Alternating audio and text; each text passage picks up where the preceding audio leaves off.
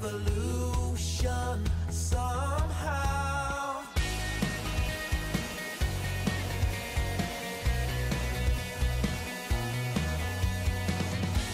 And love explode and bring the dead to life.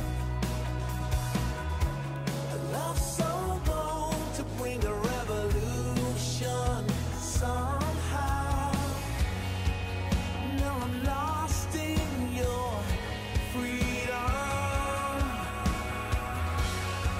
And this world I'll overcome.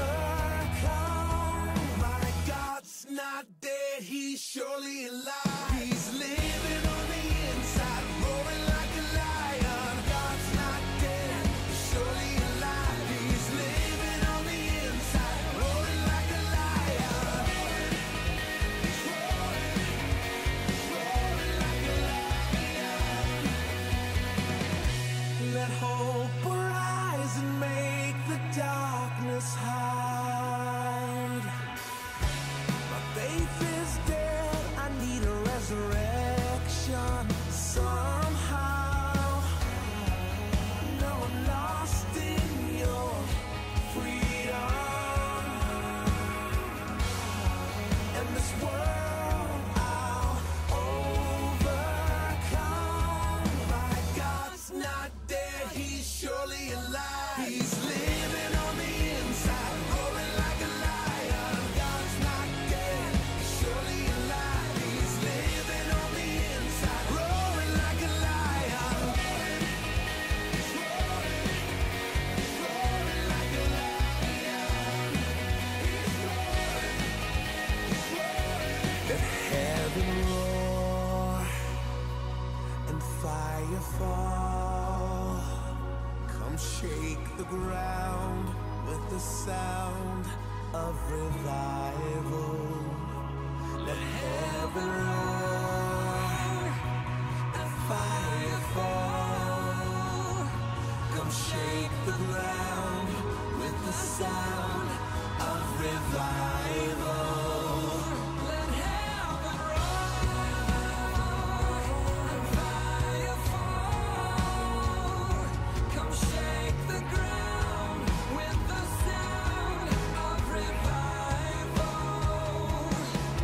Our God's not dead, he's surely alive. He's living on the inside, roaring like a lion. God's not dead, he's surely alive. He's living on the inside, roaring like a lion. God's not dead, he's surely alive. He's living on the inside, roaring like a lion. God's not dead, he's surely alive. He's living on the inside, roaring like a lion.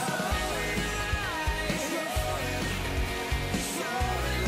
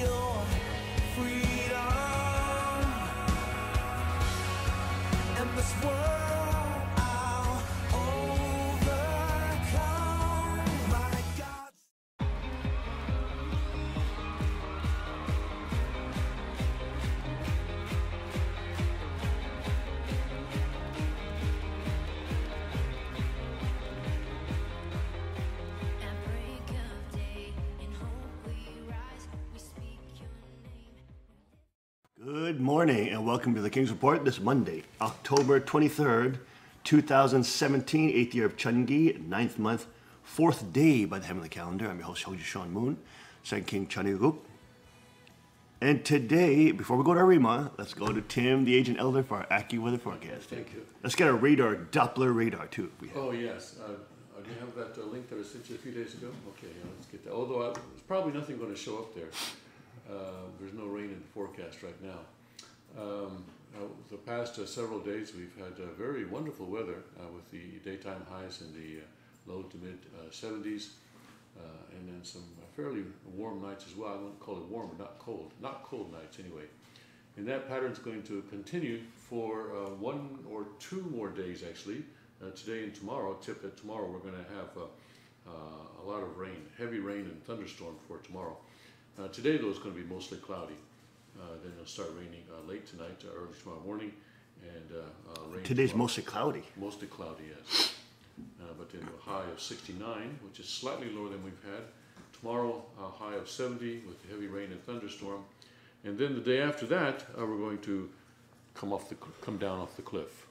It's going to go down to the closer to normal temperatures, which is in the low 60s this time of year. So we're going to get back to that normal temperature. Now, maybe some people are interested in the weather in Bangkok, Thailand. Is that possible? Oh, yes, okay, yes. It's 91 degrees right now in Bangkok. High today was 93. Tonight it's going to get down all the way down to 78. Boy, it's going to be tough sleeping in that. It's going to be down to 78. Yes, all the way down to 78 degrees. 91 degrees. 91 during the day, 91 now, to 78 during the night. And it's going to be fluctuating. The daytime highs will be fluctuating between 89 and 91 over the next few weeks. Wow. So take your short sleeve shirts. Now, what is it? Today in Pennsylvania, it's going to be cloudy and it's going to rain tonight. Is that what you said? Late tonight. Late tonight, okay. Very late and early tomorrow morning, it'll start raining. Okay, so thunderstorm, yes. So probably near midnight or so? Past midnight, I think. Past midnight? Oh, good, Yes. very fantastic. Because the Queen today is going to unlock her alpha female epigenetics today. She's going to become an alpha female today, hopefully. And she will be hunting deer today. Okay. Okay. So we have a jam-packed day today, so we don't got so much time today. But she will be out on the farm, and actually Kukjinim also will come. She's going to do a little bit of a crossbow hunting today, or archery hunting, even though, you know, it's a form of archery hunting because it is a bow, a bolt. And she will be hopefully catching her first deer and killing her first, large game mammal, which is a very important part in a warrior's life. So she'll be going through that tribal rite of passage and hopefully killing her first animal. See, it's 생사주간. What's it even? 세시주간. Yes. So we're talking about the dominion over life and death. Yes. And so she will be training that today, and she will become an alpha female, hopefully today, getting that epigenetic unlocked. You know, at some point we're going to have a contest, especially with the Peace Ninja girls, during deer season, see who can catch the largest deer. And maybe we'll have a nice prize as well. Wouldn't that be nice? A good challenge for all the girls. Who catch the best deer. Well, there's not much chance of rain until about 1 or 2 in the morning, so as long as she does it before then, shouldn't be any problem for the weather. Okay, fantastic. So pray for her. She will be challenging that adventure today. And let's go to our Rima this morning. We are in Psalm 77. Titled, The Consoling Memory of God's Redemptive Works. To the chief musician, to Jeduthun, a psalm of Asaph. I cried out to God with my voice. To God with my voice. and he gave ear to me. In the day of my trouble I sought the Lord. My hand was stretched out in the night without ceasing. My soul refused to be comforted. I remembered God and was troubled. I complained, and my spirit was overwhelmed. Selah. You hold my eyelids open. I am so troubled that I cannot speak. I have considered the days of old, the years of ancient times. I call to remembrance my song in the night. I meditate within my heart, and my spirit makes diligent search. Will the Lord cast off forever? And will he be favorable no more? Has his mercy ceased forever? Has his promise failed forevermore? Has God forgotten to be gracious? Has he in anger shut up his tender mercy, Selah? And I said, this is my anguish, but I will remember the years of the right hand of the Most High. I will remember the works of the Lord. Surely I will remember your wonders of old. I will also meditate on all your work and talk of your deeds. Your way, O God, is in the sanctuary. Who is so great a God as our God? You are the God who does wonders. You have declared your strength among the people. You have with your arm redeemed your people, the sons of Jacob and Joseph. Selah. The waters saw you, O God. The waters saw you. They were afraid. The depths also trembled. The clouds poured out water. The skies sent out a sound. Your arrows also flashed about. The voice of your thunder was in the whirlwind. The lightnings lit up the world. The earth trembled and shook. Your way was in the sea, your path in the great waters. And your footsteps were not known. You led your people like a flock by the hand of Moses and Aaron. Amen. Aju. Wow. What a powerful psalm. The Spirit of God reminds and tells me this morning to focus on the word meditate with my heart. You can see how meditation in the biblical context has a different notion than the meditation seen in different forms of Buddhism or Hinduism, etc.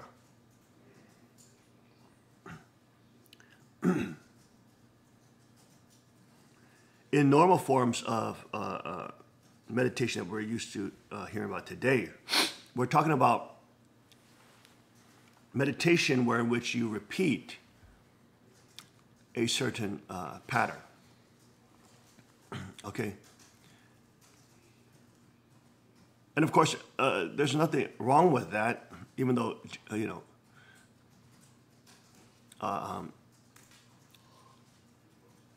most meditation forms that are non-theistic or atheistic just focus on the nature of the breath,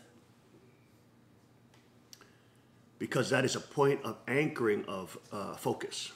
Okay.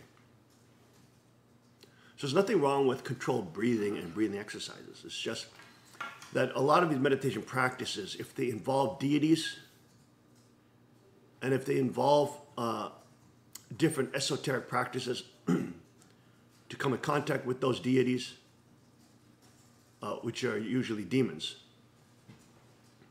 that will lead you to self-worship and believing you're a Buddha or enlightened being or whatever.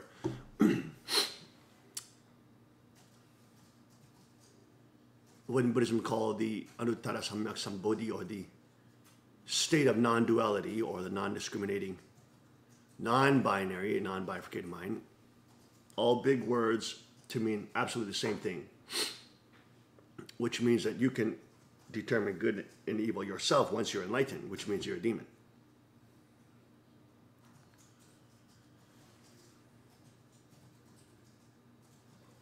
But here, when you see the psalmist is meditating, notice how he is going through history,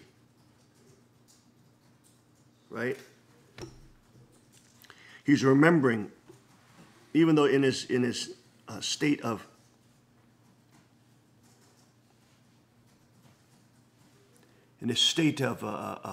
what is it, travail and tribulation. Has God ceased his mercy forever? His promise failed forevermore? Has God forgotten to be gracious? Has he in anger shut up his tender mercies? But no, I will remember the years of the right hand of the Most High. See, he will remember. He will meditate on all God's works. You see this? Look at this. And talk of your deeds. Look at this. You see? He's meditating on God's history. On the works of God, the miraculous works of God, and leading his people. Look at this. You are the God who does wonders. You have declared your strength among people. You have with your arm redeemed your people, the sons of Jacob and Joseph. See this? He's talking to himself and reminding himself of God's goodness, his works.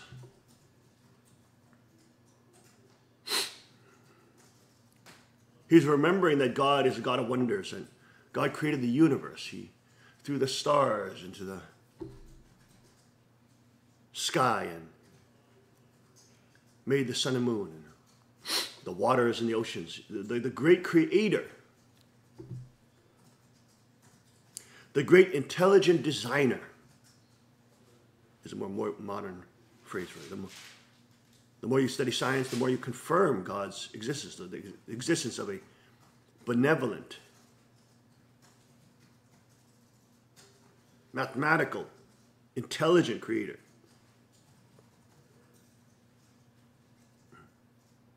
And he goes through, you have declared your strength amongst the people. You have with your arm redeemed your people. You see this? You see this? You led your people like a flock by the hand of Moses. Did you see? See this? Meditation in the context of God, in the biblical context, usually is referring to remembrance of God's work. Now, this is very important because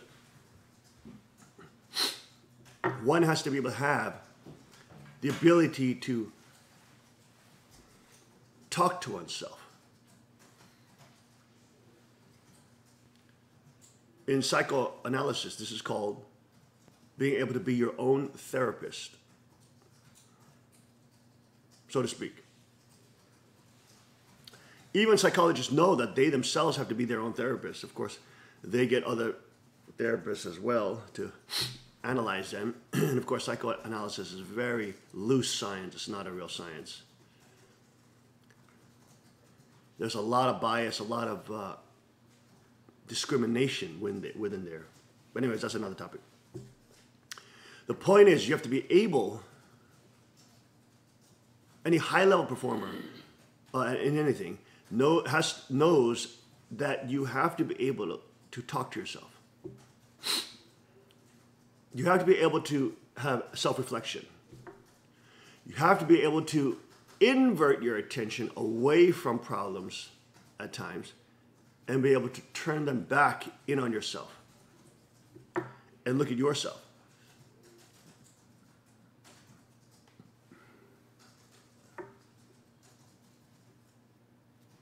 When you're anxiety-ridden, when you're stressed and flustered, when you think the whole world is against you, which is usually a delusional feeling, when you think everybody is against you, which is also usually a delusional feeling, when you feel that you're the only one suffering which is a totally delusional feeling. You need to be able to talk to yourself.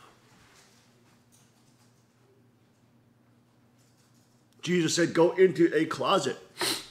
Go into a closet and pray.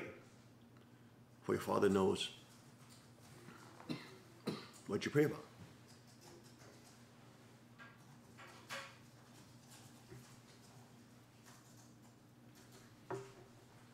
You need to know how to encourage yourself in times of trouble.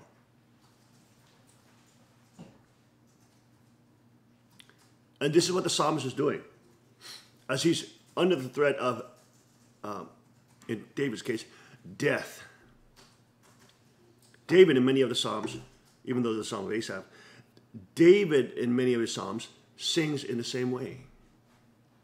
Recalling God's goodness, recalling the different miracles of God, recalling the goodness of God, recalling the fulfillment of the promises to Israel. You see? This is very important.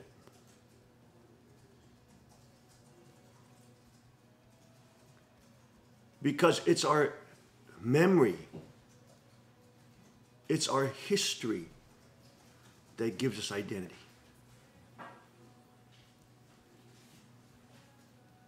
It's what we call the narrative, right? In media and politics, we call it a narrative, right?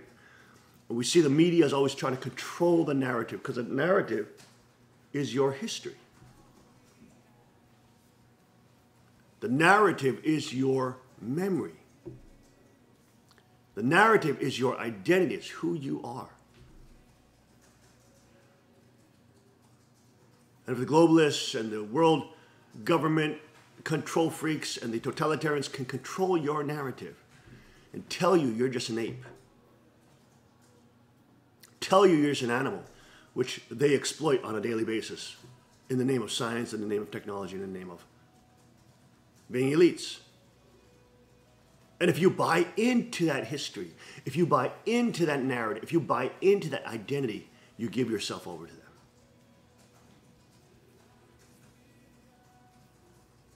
You see, every narrative, you must give yourself and your identity over to somebody and something.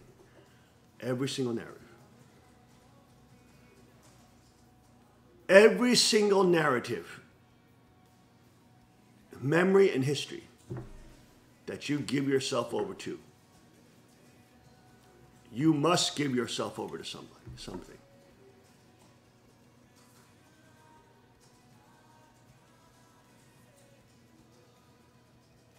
The Satanists want you to have a narrative that has no history, that mocks the history of God, that laughs at it, that laughs at the tragedies and victories, that says that that never existed, that laughs at the blood of Christ and his death and resurrection.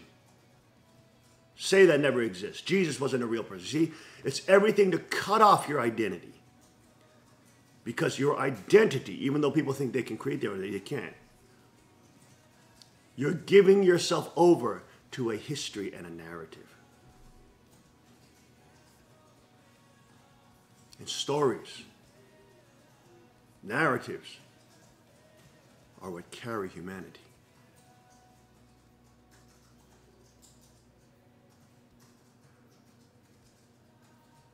From one generation to the next.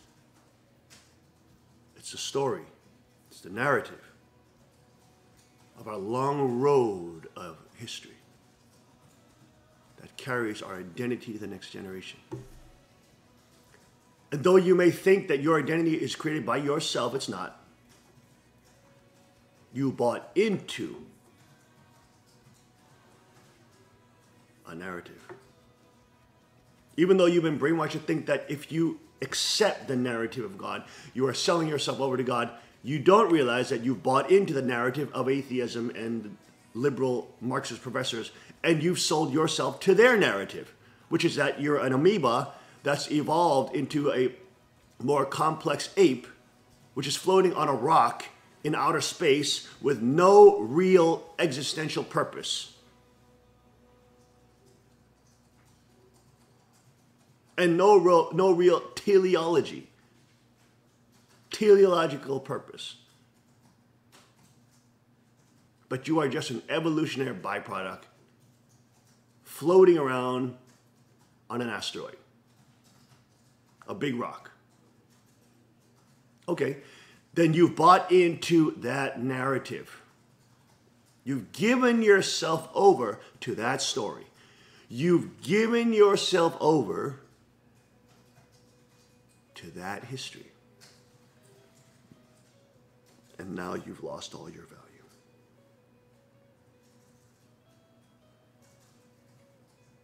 You are now simply an animal in your own mind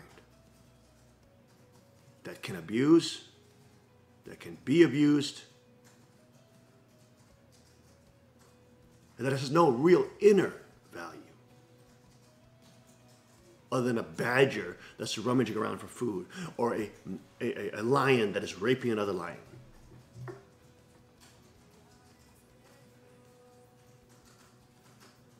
Do you see? Stories, the narrative, is what continues beyond life and death. And that is why the psalmist is holding fast to that long story, what we call the providence or the dispensation of God's work. All just fancy words for the story.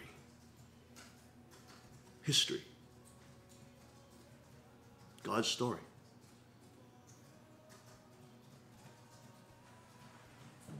The narrative of God's walk with his chosen people.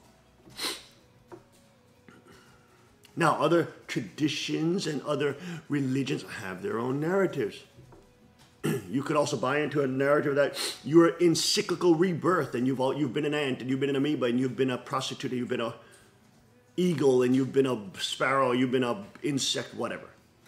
From a beginningless end and an endless beginning, which is totally unscientific and illogical. And if you know anything about apologetics, even about the nature of time, you would know that that's false. There can't be a endless beginning, because then we would never arrive at this moment. If there was an infinite number of previous moments preceding this moment, you would never arrive at this moment. But even if you bought into that illogical narrative,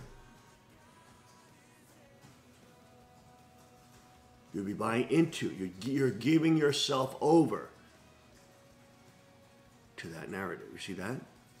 That history.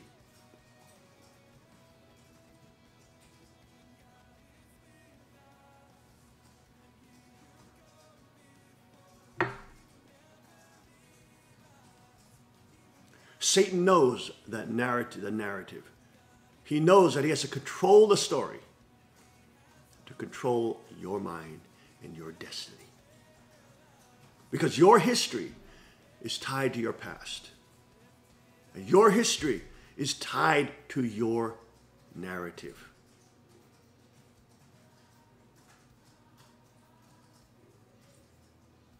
So look at, for example, the family fraud, who have cut themselves off from Christian history. Do you see what I'm saying?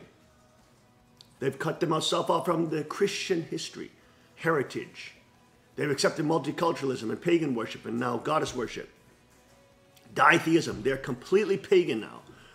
Separated themselves completely from Christianity. They can't even teach divine principle because they've become so ditheistic.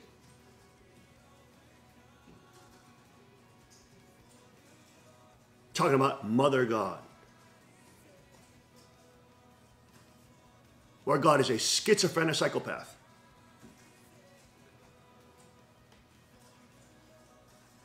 And Father God and Mother God are at war and conflict with one another.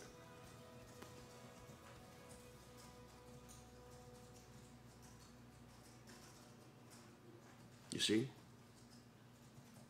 They're now on the path. They've accepted the identity of Satanism, paganism, heresy. And so their future is tied. Their destiny is tied to that narrative now. They sold themselves out for temporary power and pleasure. And now they're completely separated from true Father, from the King of Kings and his kingdom.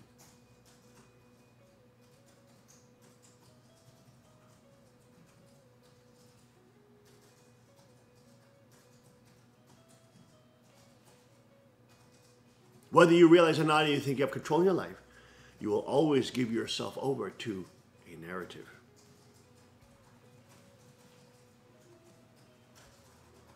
Even these wacko nutbags like Zuchi Muchi, transgender dragon, whatever, thinking he's some kind of space alien, wearing a freaking demon hood, reading to young children in the freaking public library, invited by Michelle Obama, these lunatics. I guess Michelle Obama is now confirming that she's part of the LGBTQ TTTPPP movement, whatever the hell it is, stupid.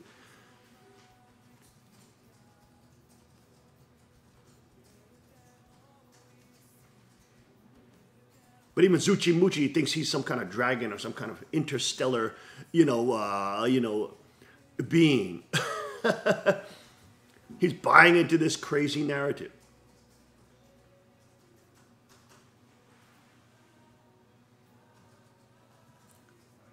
So when you meditate in terms of remembering God's goodness, you're recalling the long and arduous path of the people of God. And how they, just like you,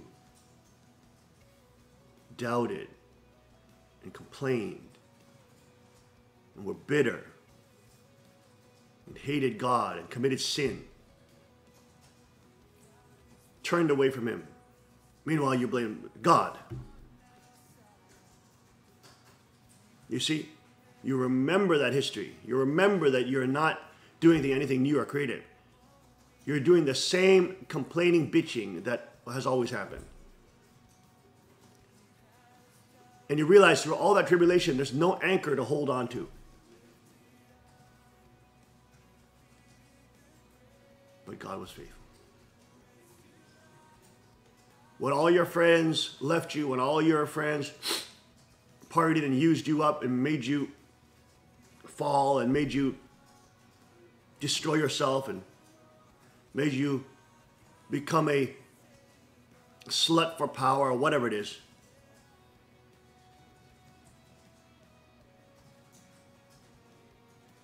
you hated God, laughed at God, mocked God, thinking that saying that he didn't exist, trying to console yourself in your own path, thinking that you're creating your own narrative, not realizing you're giving yourself over to the narrative other people gave you. Meanwhile, criticizing religion for doing the same thing. You see, you're guilty of that which you condemn God for.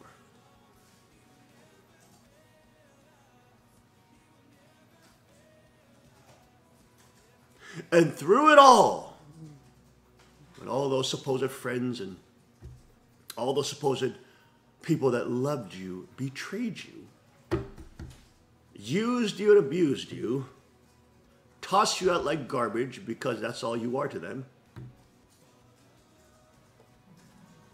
when you look back on it, and you're now 50, 60, and 70, whatever age you are enlightened to this fact. Some people are blessed to have it earlier. Some people are blessed. Some people get it way later. But you realize, wow, through it all, I could not trust human beings. Through it all, I could not trust people who said they loved me. Through it all, the only person that was faithful was God.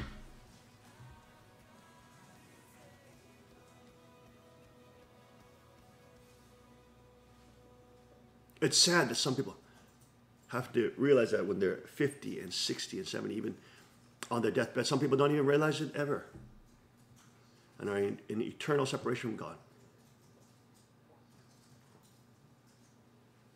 But we must understand why Satan so desperately tries to make up this or that ideology, this or that new, quote, new formulation, which is always an old formulation. Always ends up in pedophilia and eating babies. Sorry, that's where all paganism ends up. Just different levels, just different paths along the more nefarious demonic path.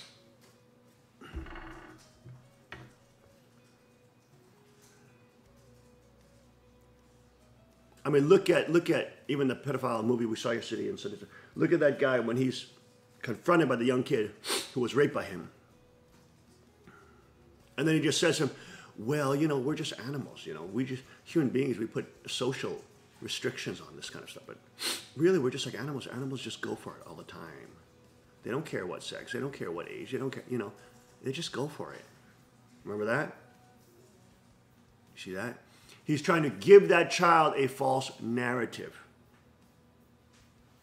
That predator is trying to control the narrative. Well, baby, you want to get successful, don't you? You want to be famous. You want to be, you see what I'm saying? That's how they groom the young girls and boys in Hollywood, the exploiters. All these beta male movie producers who think they're creative and artsy, who like having sex with 13, 12-year-old girls. And that's their little joke, and they're after the boys too. I mean, you see this kind of demonic activity, and you see they try to instill within those children that they're raping the narrative. What narrative?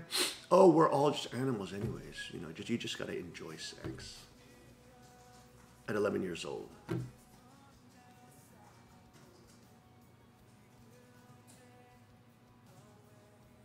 You got to get over all these, you know, religious concepts. They're just meant to keep you enslaved. And you got to accept this new slavery called evolutionism. And you have to accept this new narrative, which will oppress you and make you shut up as you're being raped by predators who call themselves your agent. Ah, you see?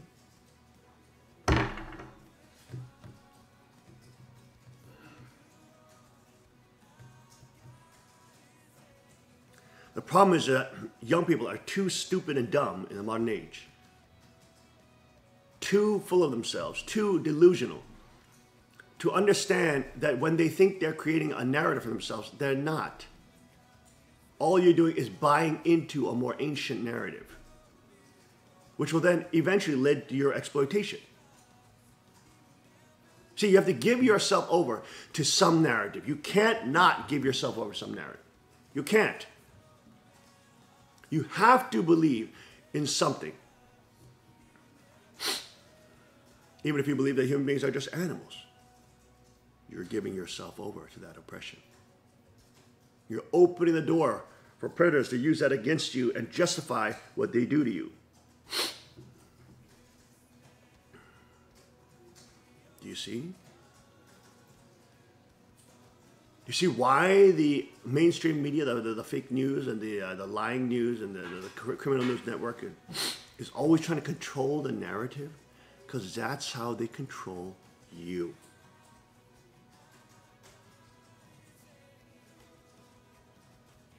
And when you understand, that's why God tells us to remember who He is. Remember what I've done. Remember who I am. That's what He spoke to Job when Job was complaining and crying about his travails and tribulations that God allowed him to have. He said, Job, remember who I am. Do you not remember that I am the great creator? Do you not remember that I see all things? Do you not remember I flung the stars into the heavens and made the seas? You see, God tells us to remember what He's done. Remember who He is. And by remembering who He is, what He's done, you remember who you are. Your soul and your spirit. Remember, it taps into the long chain of events and the long passageway through time. Metaphysically, spiritually, emotionally, psychologically, and physically by your ancestors. And by the walk of humanity in the hands of God. You remember who you are. You remember that you're not an animal. You remember that you're not supposed to be exploited by child predators. You remember that you're not supposed to be trafficked. You remember that God is faithful, you see. And by remembering who God is, by remembering what he's done for the children of Israel, by remembering what he did for Israel, by remembering the Exodus, by remembering Abraham, and by remembering Joseph, and by remembering Elijah, and by remembering the Psalms, and by remembering Christ. You see, you are remembering, you're remembering your discombobulation, and you're reconnecting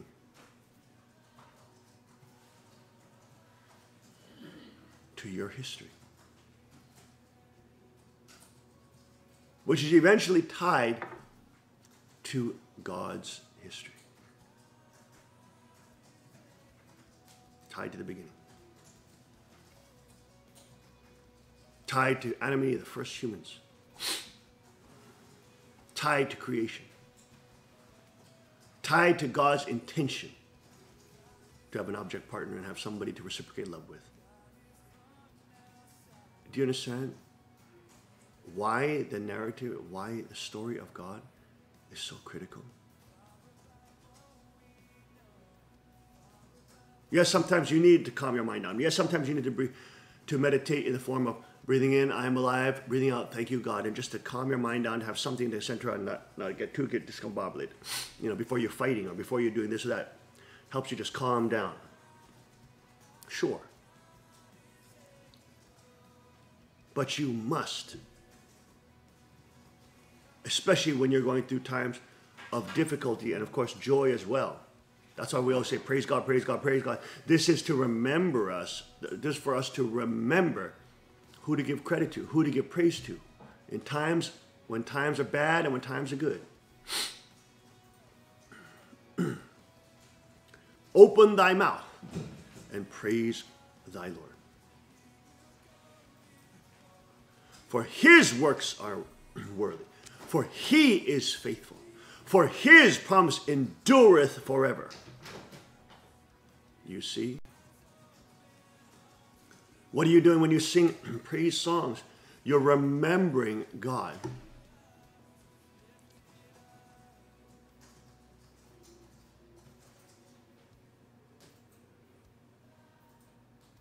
You're remembering what he's done.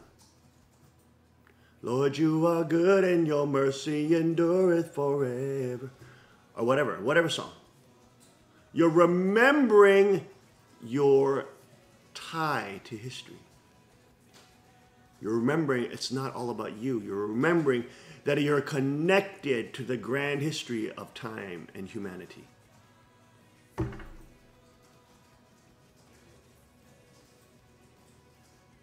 You're remembering that you're not a nano.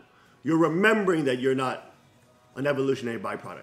You remember you're not just an advanced ape. You're remembering that you're not just an amoeba flying around on an asteroid in outer space with no meaning, no purpose, that just is there to reproduce and to have sex. Isn't it funny how all these liberal lunatics use the justification of evolution to justify having all types of forms of deviant sexuality? You understand? Every civilization is tied to its sexual morals. Sexual morals determine a civilization. You can't have an orderly civilization when you have sexual deviance and dysfunction. You cannot have an orderly civilization when everybody's raping one another. Do you understand that? When everybody's violating everybody else. That is, you cannot have a stable society. You cannot. It's impossible. Every civilization is tied to sexual morals because it's through sex that children of the next generation are born, and it's through sex that either people are destroyed or created. In the end, it is about absolute sex. That's why Father talks about absolute sex all the time. It's tied to what type of sex you're having as a civilization. What the hell type of sex are you having? Are you having sex with animals? Are you having sex with bestiality and what is it, bisexual and transgender and all this crap? Pedophilia. Is a society where pedophilia is okay, like the Romans or even the samurai class of some samurais? The grooming of children in different pagan traditions. Are they in the Aztec traditions where they can rape children and kill them and sacrifice to the gods? What is this? What are the sexual norms?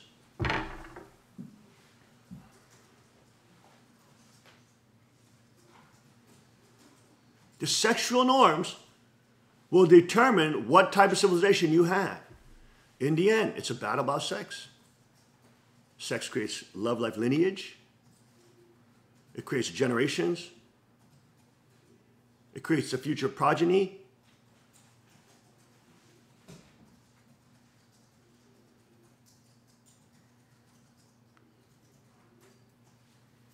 Look at all the powerful elites.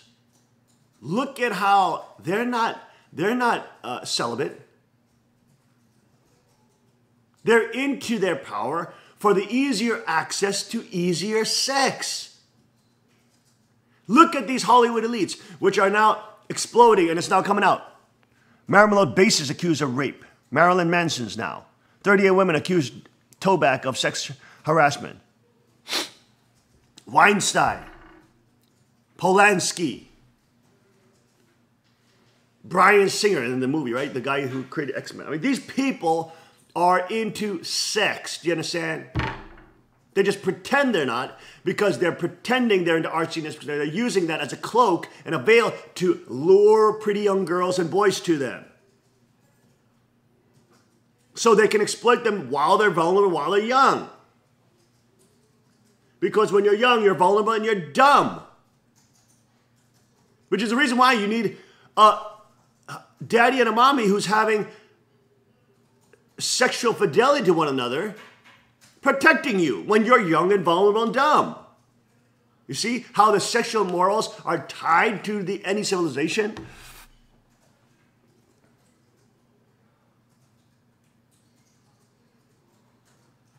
And this is what is so incredible about now after the cosmic blessing of True Mother, Kang. You see the pedophile organizations being exploded. I mean, literally the next week, exploding. Hollywood is dying. The little central headquarters of free sex, deviant sex culture, pornography, sexual deviance, pedophilia, you name it, is exploding. And once it's exploding, guess what happens? See, once the pedophile networks start exploding, see, there's so many inner secrets. They're all keeping secrets for packs for one another.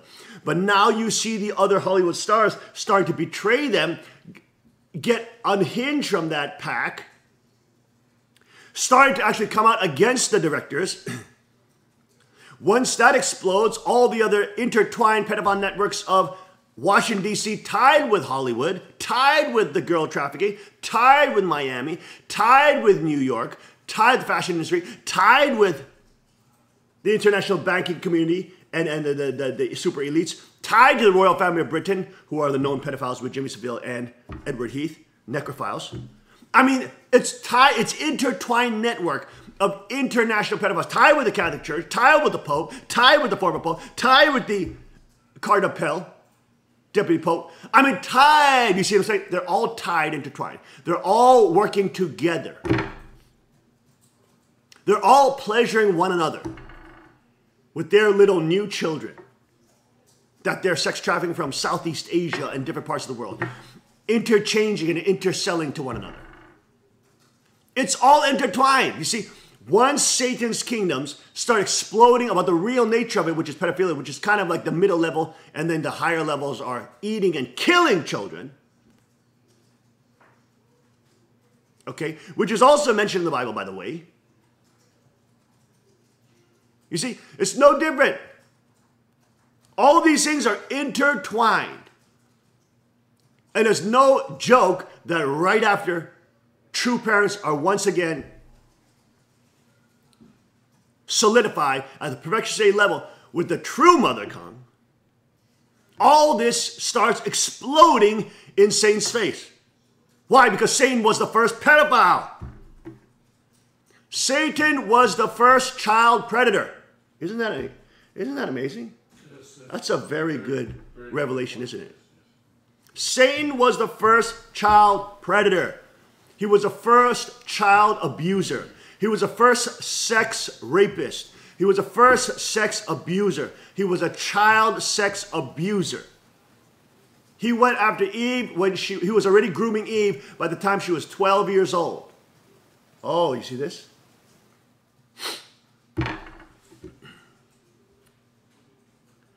He was grooming them so he could have them.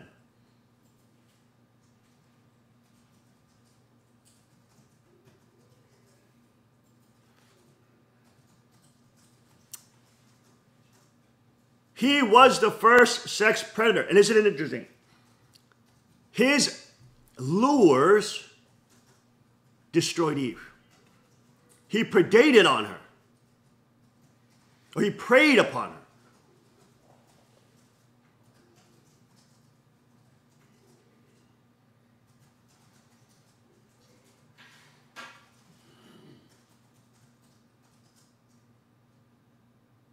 He went after her when she was young.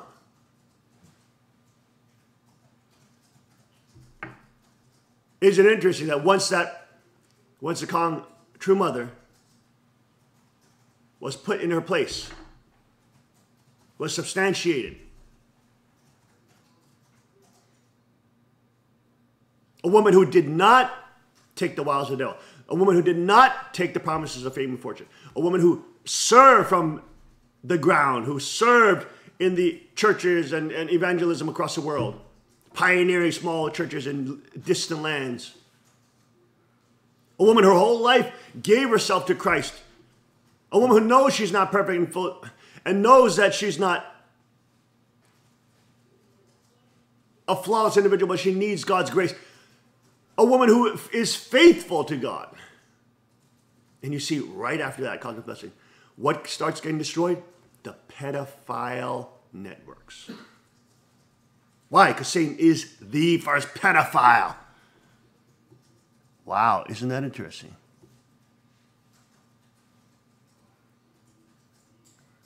Those who are sexually exploiting young girls, who Satan did, he sexually exploited young girl, Eve. Those who are the same nature like Harvey Weinstein. Harvey Weinstein's case explodes first. And his lower level crimes of pedophilia with little girls is coming out. In the beginning it was 17-year-olds. Now it's 13-year-olds, 12-year-olds. And the rabbit hole just gets deeper. You know this fool has done a lot worse. You're talking about these pedophile networks that sell children, 6-month-old children! Little children that can't do anything. Why do you think they want to always open orphanages and have access to children who don't have parents and are dysfunctional? That's what Jimmy Savile targeted. He was using that as a non-profit organization cloak to have access to dysfunctional children who don't have stable parents, who don't have stable sexual fidelity, who are divorced, who are separated, etc. You name it, because those children are vulnerable. Why do you think Hollywood loves to promote the culture of running away from your parents and running away and separating and come to us, we'll take care of you? Why do you think they glorify in their movies running away from your parents, chasing stardom and chasing your dreams and separate from your parents? Your parents are stultifying you and quashing you and they're suffocating your dreams.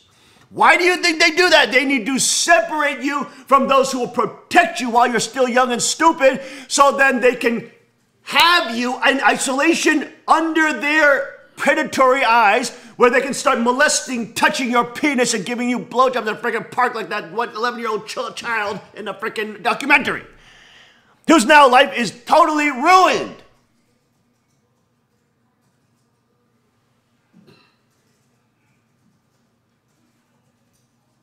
Do you see? The pedophile networks of the world are now starting to explode in a destructive way. They're collapsing. This is the pinnacle of Satan's secret and how he holds power over the world. It is the pedophile networks. This is how he maintains control. This is how the international banking cartel keeps everybody quiet. This is how the Catholic Church remains in so much power and has an internal hierarchy of blackmail and trafficking. Because Satan's kingdoms are held together by mutual blackmail and mutual subterfuge. That's why any gang will make you commit a crime and run up and kill an old lady to get into that gang, because now you've done something evil and now they have you on film doing it. So if you ever get uppity, they can have and release it and blackmail you with it. Or like the Skull and Bones that makes you like have sex, bisexual, homosexual sex and get you on video doing it. So the rest of your life, they control your career. It's all about blackmail.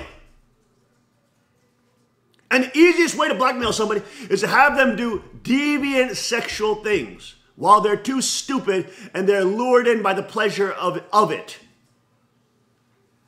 You see?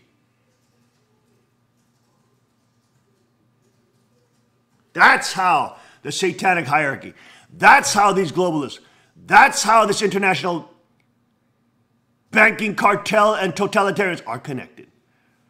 China, North Korea,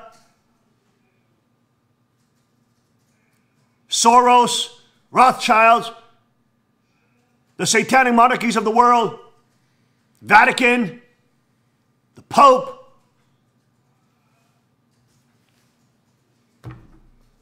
Hollywood, Silicon Valley, Washington, D.C., you name it.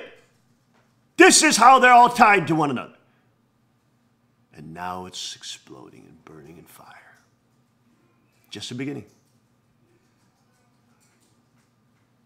And you see that right after the true mother, Kang, is erected into that position.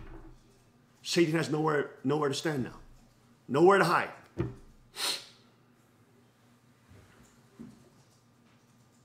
Nowhere to hide. Good and evil have been divided. The dove has been divided. The offering is complete. Satan has nowhere to hide. And it's like a chain of events of dominoes in this whole network. Once Hollywood explodes, which it is, it's exploding, it's burning like Babylon.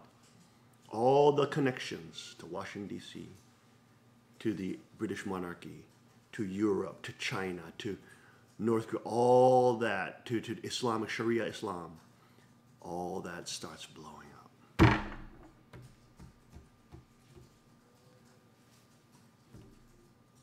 Satan could get away with it, pretending that these super elites are philanthropists. No, they're pedophiles. They're predators who prey on and want to exploit not only men, women, and children. That's why they hate the parents. That's why they hate the family. That's why they hate marriage. That's why they do everything in their power to destroy you and your family. Because whether or not we realize it, when we have a strong and powerful opposite sex marriage and a powerful, ethical life of fidelity with our spouse, we create the environment for powerful children. We create the environment for children to learn proper morals. Especially not only if we just do the practice, but we also talk to them about these things. That's why every socialist, commie, collectivist from Plato was talking about we have to break up the family and parents have too much of a strong bond with children.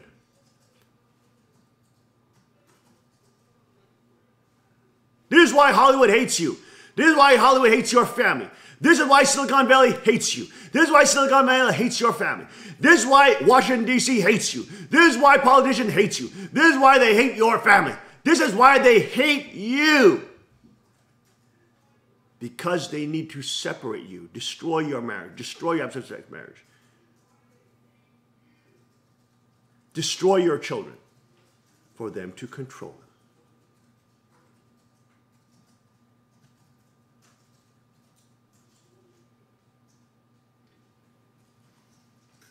They are an enemy to humanity, an enemy to your family, an enemy to you, an enemy to liberty, an enemy to sovereignty, an enemy to God.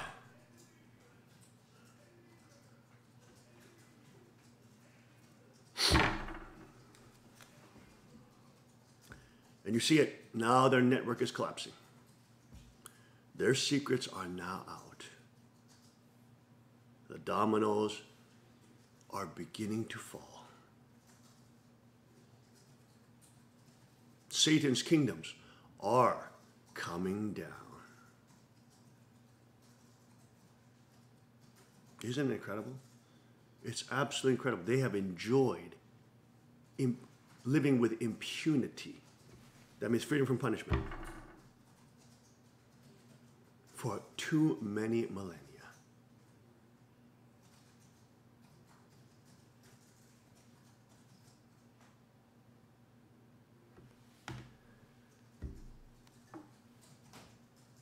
The time for reckoning is here.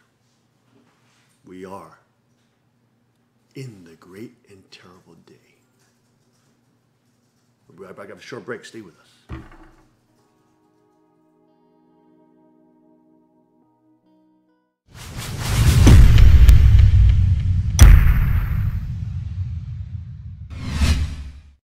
Not dead, he's surely alive.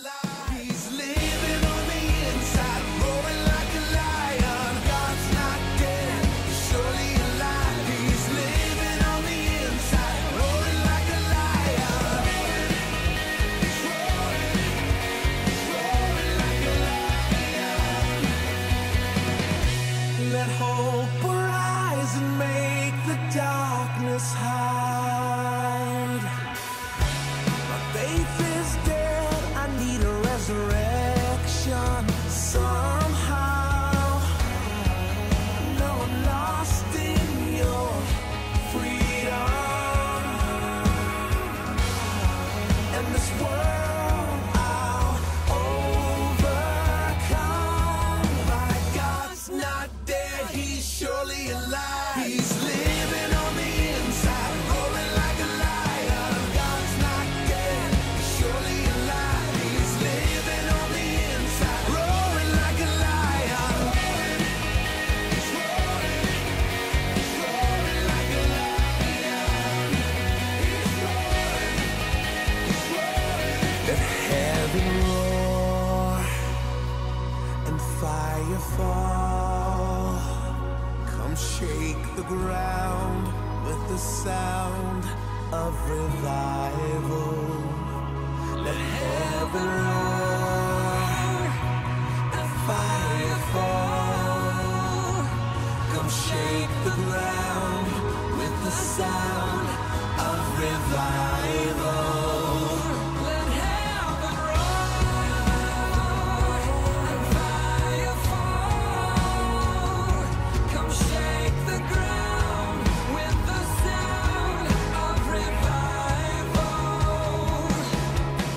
God's not dead, he's surely alive. He's living on the inside, roaring like a lion. God's not dead, he's surely alive. He's living on the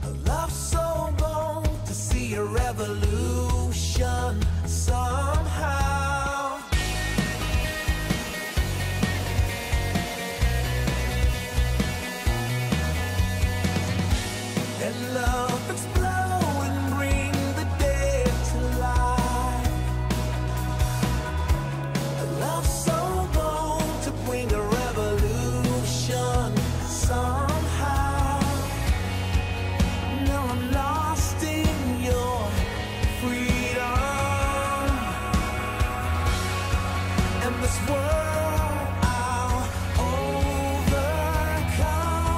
My God's not dead, he's surely alive. He's living on the inside, roaring like a lion. God's not dead, he's surely alive. He's living on the inside, roaring like a lion. He's roaring like a lion.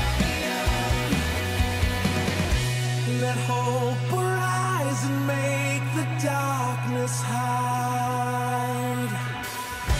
My faith is dead, I need a resurrection somehow.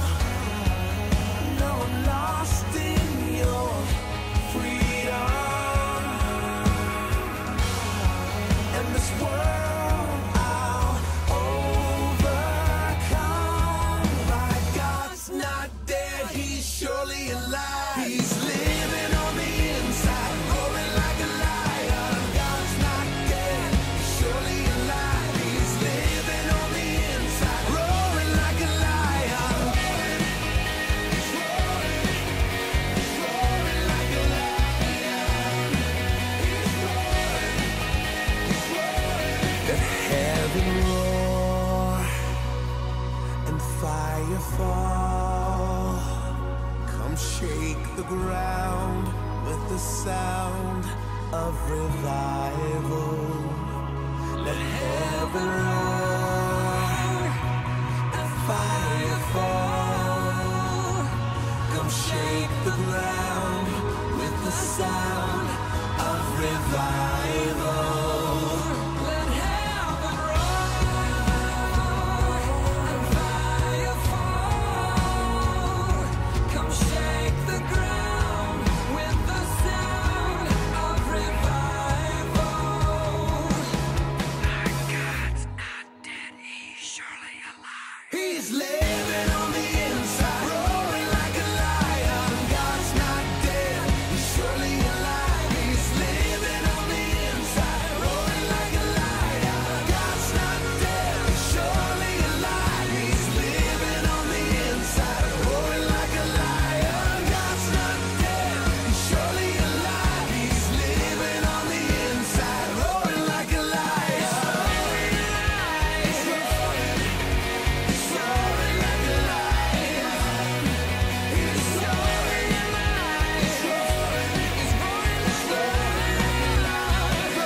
like a lion.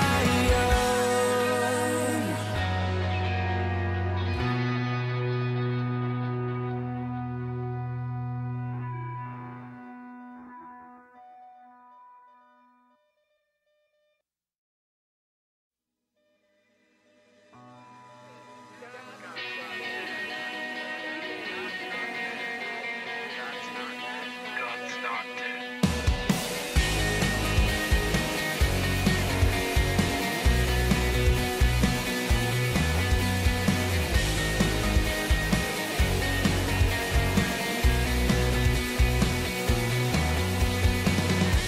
Let love explode and bring the dead to life. A love so bold to see a revolution somehow.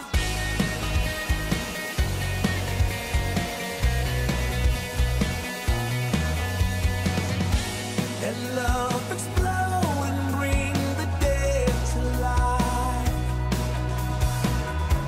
A love so bold to bring a revolution somehow. No, I'm lost in your freedom.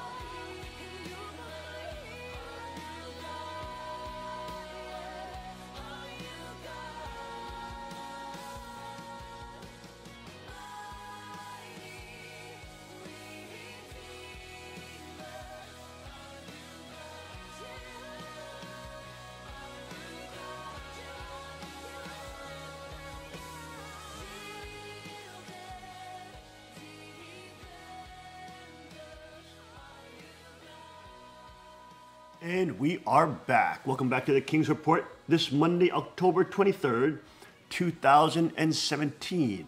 St. King reporting live from the Charigung Palace. Now to top news and DrudgeReport.com headline news this morning. Exclusive U.S. preparing to put nuclear bombers back on 24-hour alert. If the order comes, the B-52s will return to ready-to-fly posture not seen since the Cold War. The U.S. Air Force is preparing to put nuclear-armed bombers back on 24-hour ready alert, a status not seen since the Cold War ended in 1991. That means the long dormant concrete pads at the end of the base's 11,000-foot runway, dubbed the Christmas tree for their angular markings, could once again find several B-52s parked on them laden with nuclear weapons and set to take off at a moment's notice. This is yet one more step ensuring that we're prepared, General David Goldfein, Air Force Chief of Staff, said in an interview during his 6-day tour of Barksdale and other U.S. Air Force bases that support the nuclear mission. I look at it more as not planning for any specific event, but more for the reality of the global situation we find ourselves in and how we ensure we're prepared going forward. Excuse me. Goldfein and other senior defense officials stressed that the alert order had not been given, but that preparations were underway in anticipation that it might come. The decision could be made by General Hyten, the commander of U.S. Strategic Command, or General Lloyd Robinson, the head of a U.S. Northern Command. STRATCOM is in charge of the military's nuclear force, and NORTHCOM is in charge of defending North America.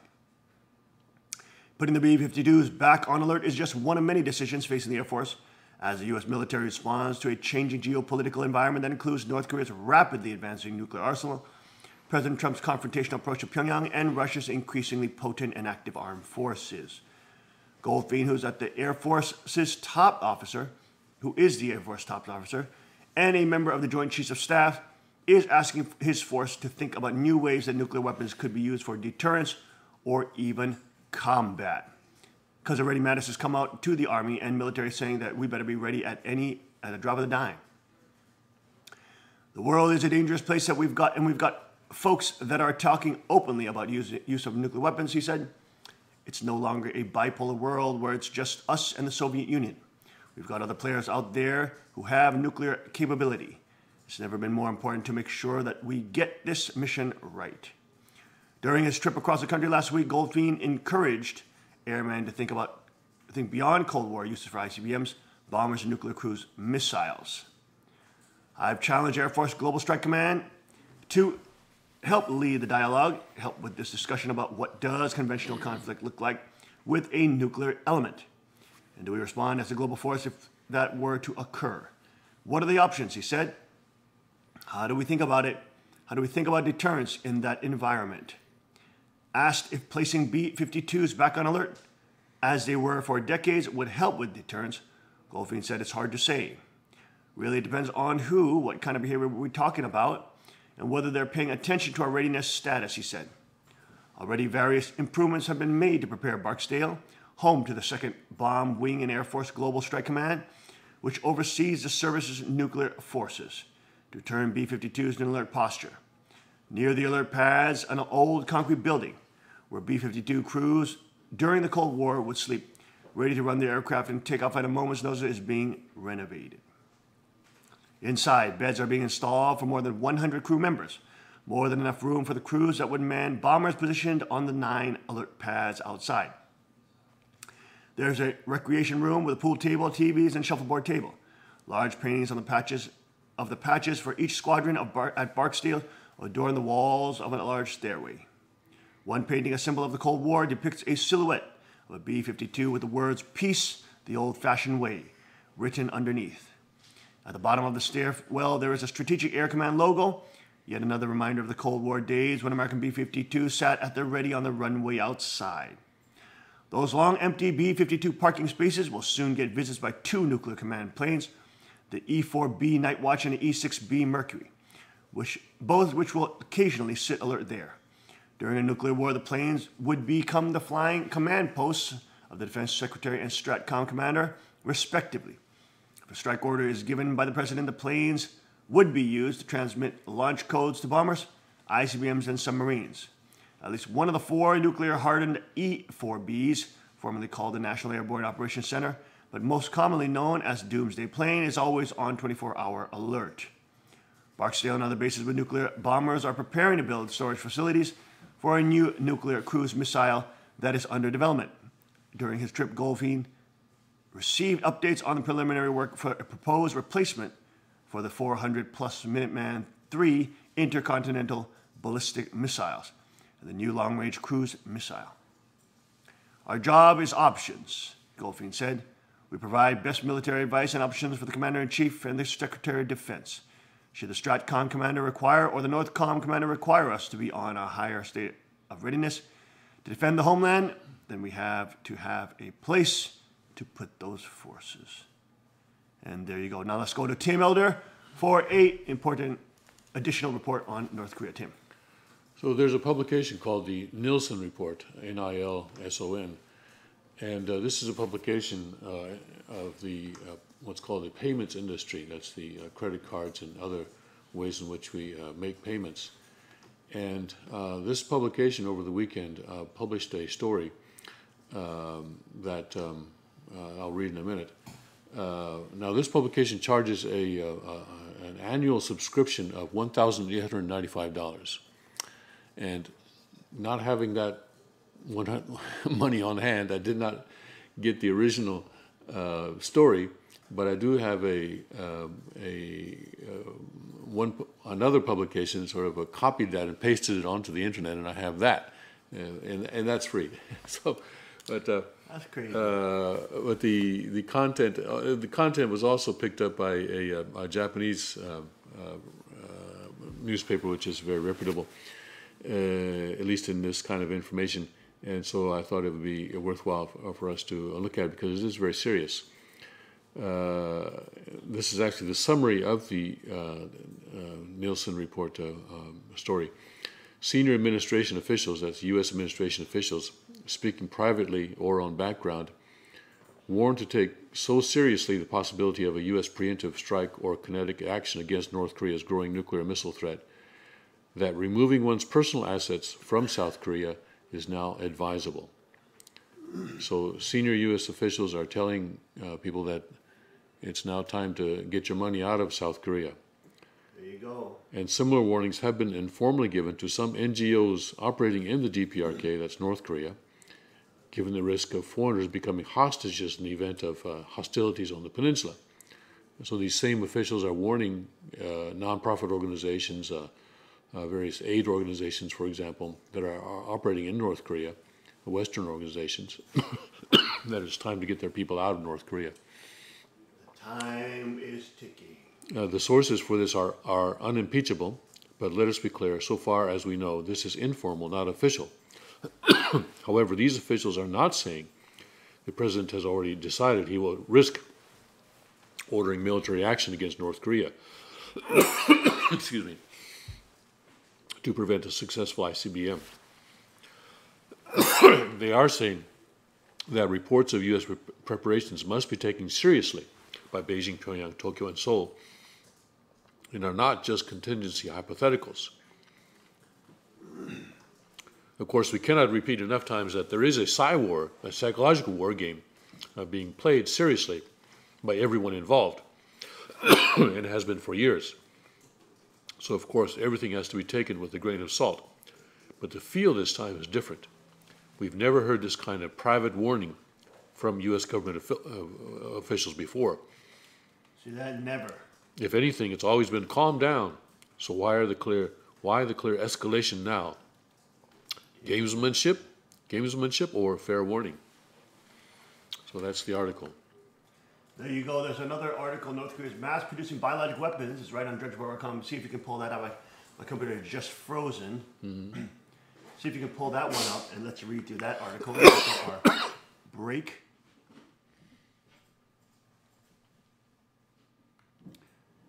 In the middle section, North Korea is mass-producing biological weapons and could unleash smallpox, cholera, and other biological diseases. Okay, it looks like I'm going to have it in just a minute here. Just a second. Okay, I have it. This is the Sun, a British paper. Kim's Bio War. North Korea is mass producing biological weapons and could unleash smallpox, cholera, plague, and the anthrax on U.S. troops. This chilling prospect is laid bare in a shocking report which states highly infectious diseases could be spread via a missile, drones, planes, and sprayers. Kim Jong-un is feared to be secretly mass-producing biological weapons to unleash nightmarish plagues on U.S. troops.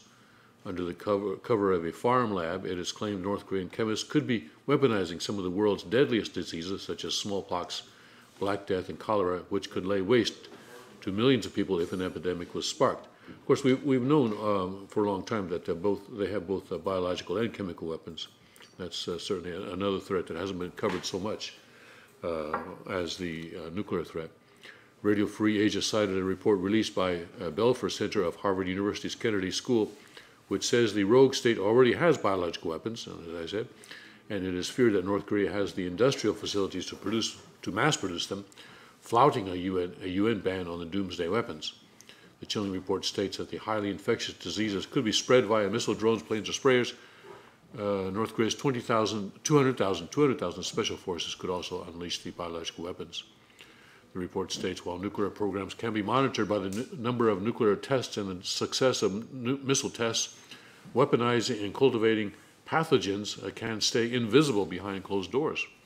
Moreover, equipment used for biological weapon production are often dual use for agriculture, making external monitoring and verification virtually impossible. North Korea watchers also fear that the hermit state could order its army of hackers to take control of U.S. naval ships and make them crash into each other, as well as to disable their weapon systems. A new state-of-the-art ballistic missile submarine is thought to be under construction. So that's the article on that. And there you go. More and more escalation on the Korean Peninsula.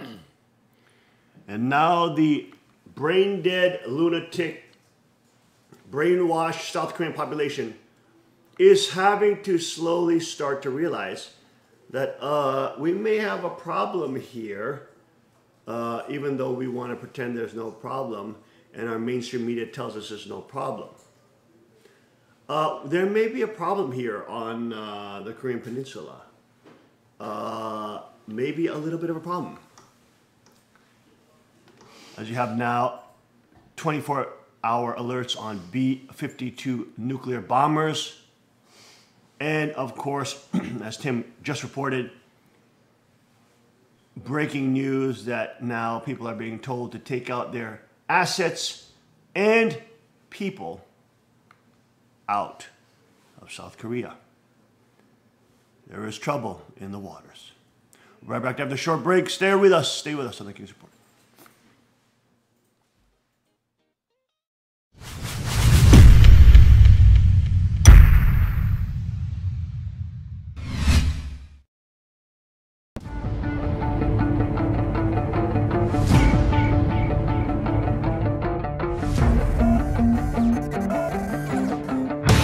I'm down here at the range today. I just learned a new technique from the father of the .44 Magnum, Elmer Keith, which is called shooting out of the notch, which allows you to make really long distance shots and still have an extremely precise sight picture. So I brought my CW9 car down, and with this little gun, we're gonna shoot this little munchkin at 200 yards up in the hills, applying this technique, and hopefully we'll make the shot.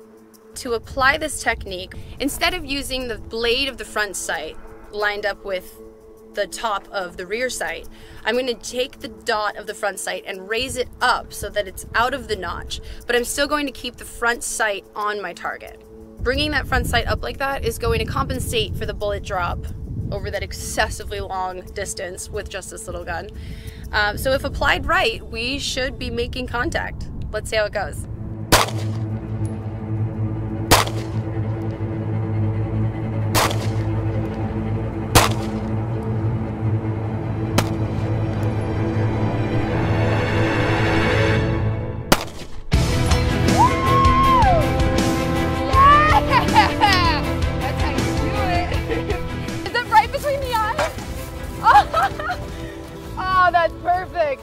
I saw this shot, so I'm a little bit out of breath because you gotta run to make sure that is what I thought it was, and it was.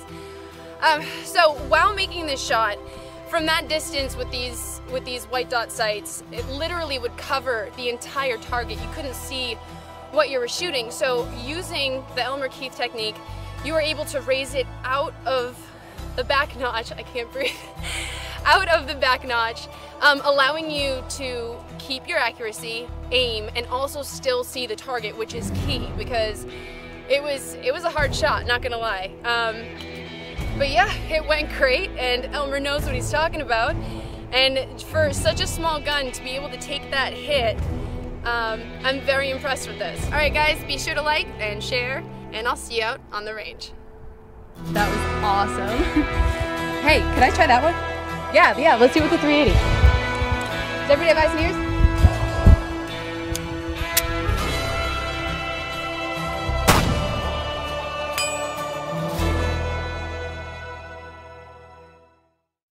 Car Arms, Magnum Research, and Auto Ordnance.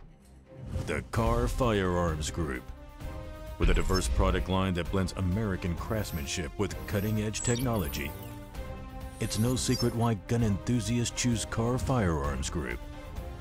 From the Desert Eagle and Baby Desert Eagle made famous by Hollywood.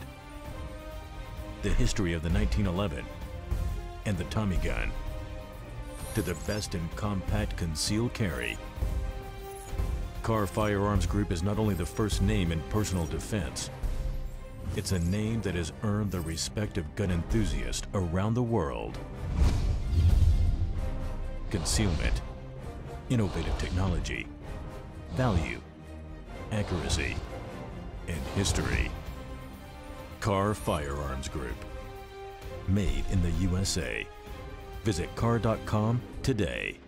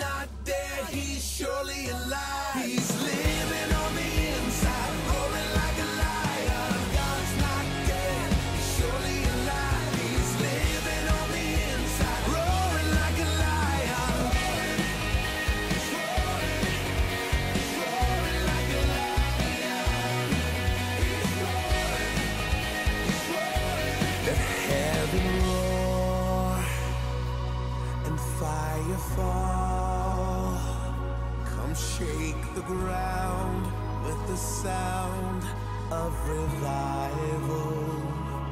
Let heaven roar and fire fall.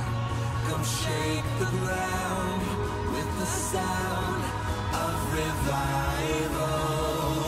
Let heaven roar and fire fall. Come shake the ground with the sound.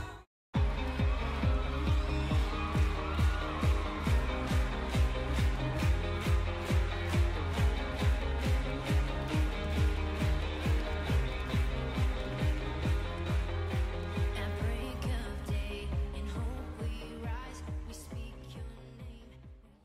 And we are back. Welcome back to the King's Report this Monday, October 23rd, 2017. I'm your host, Hyung Sean Moon, the second king of Cheongguk. And let's go first now to Tim, the Agent Elder, for an important report. Tim. Probably President Trump's closest ally right now is Prime Minister Abe of Japan. Isn't that amazing? Yes. In the past, Reagan, he had Thatcher, but Trump seems to have Abe. Amazing. And it's very that relationship and that alliance is extremely important right now in terms of Extremely important. dealing with North Korea. And Prime Minister Abe called an election that was held yesterday, Sunday, and it was a gamble in a parliamentary system like both in the UK and Japan. The Constitution, in the case of Japan, requires that the House of Representatives have an election every 4 years, but the exact timing can be decided by the Prime Minister. He dissolves the Parliament, and a new election is held. And Prime Minister Abe did not have to have an election until December of next year, because the last one was in December of 2014. But he decided that this was the best time to have one, that he had the highest chance of winning. And so he took a gamble and he won. He won. Before the election, the governing coalition, there are two parties right now that are in a coalition, the Liberal Democratic Party and what's called the Komeito. That's a party that was created by the Nichiren sect of Buddhism some years ago. They're not so closely related now, but it's a conservative party, and they've been in a coalition with the Liberal Democratic Party, and the two parties together held a 2/3 majority in the parliament before the election, and they were able to maintain that 2/3 majority as a result of the election. So now on November 1st, Abe will be re-elected as prime minister to another term, and it looks pretty good that he'll be re-elected as the president of the Liberal Democratic Party September of next year. So Abe has been calling for the revision of Japan's constitution, especially, because right now that constitution was actually put in place by the by the occupying forces, that the United States and other occupying forces after World War II, and it contains an article that says that Japan will not use a war as well. Basically, it's called. It says that Japan will not go to war, even though and it says that Japan will not have an army or military, even though Japan today has the strongest army, most powerful navy and air force in Asia, of any country in Asia. It's strong in terms of its navy and air force. It's superior to China, although not its army. So the World Tribune has an article headlined "Curtains for Pacifist Japan?" ? Abe conservatives win big as North Korea threat looms.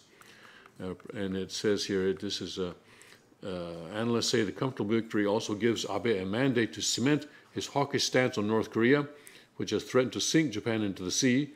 Pyongyang recently fired 2 missiles over Japan in the space of a month.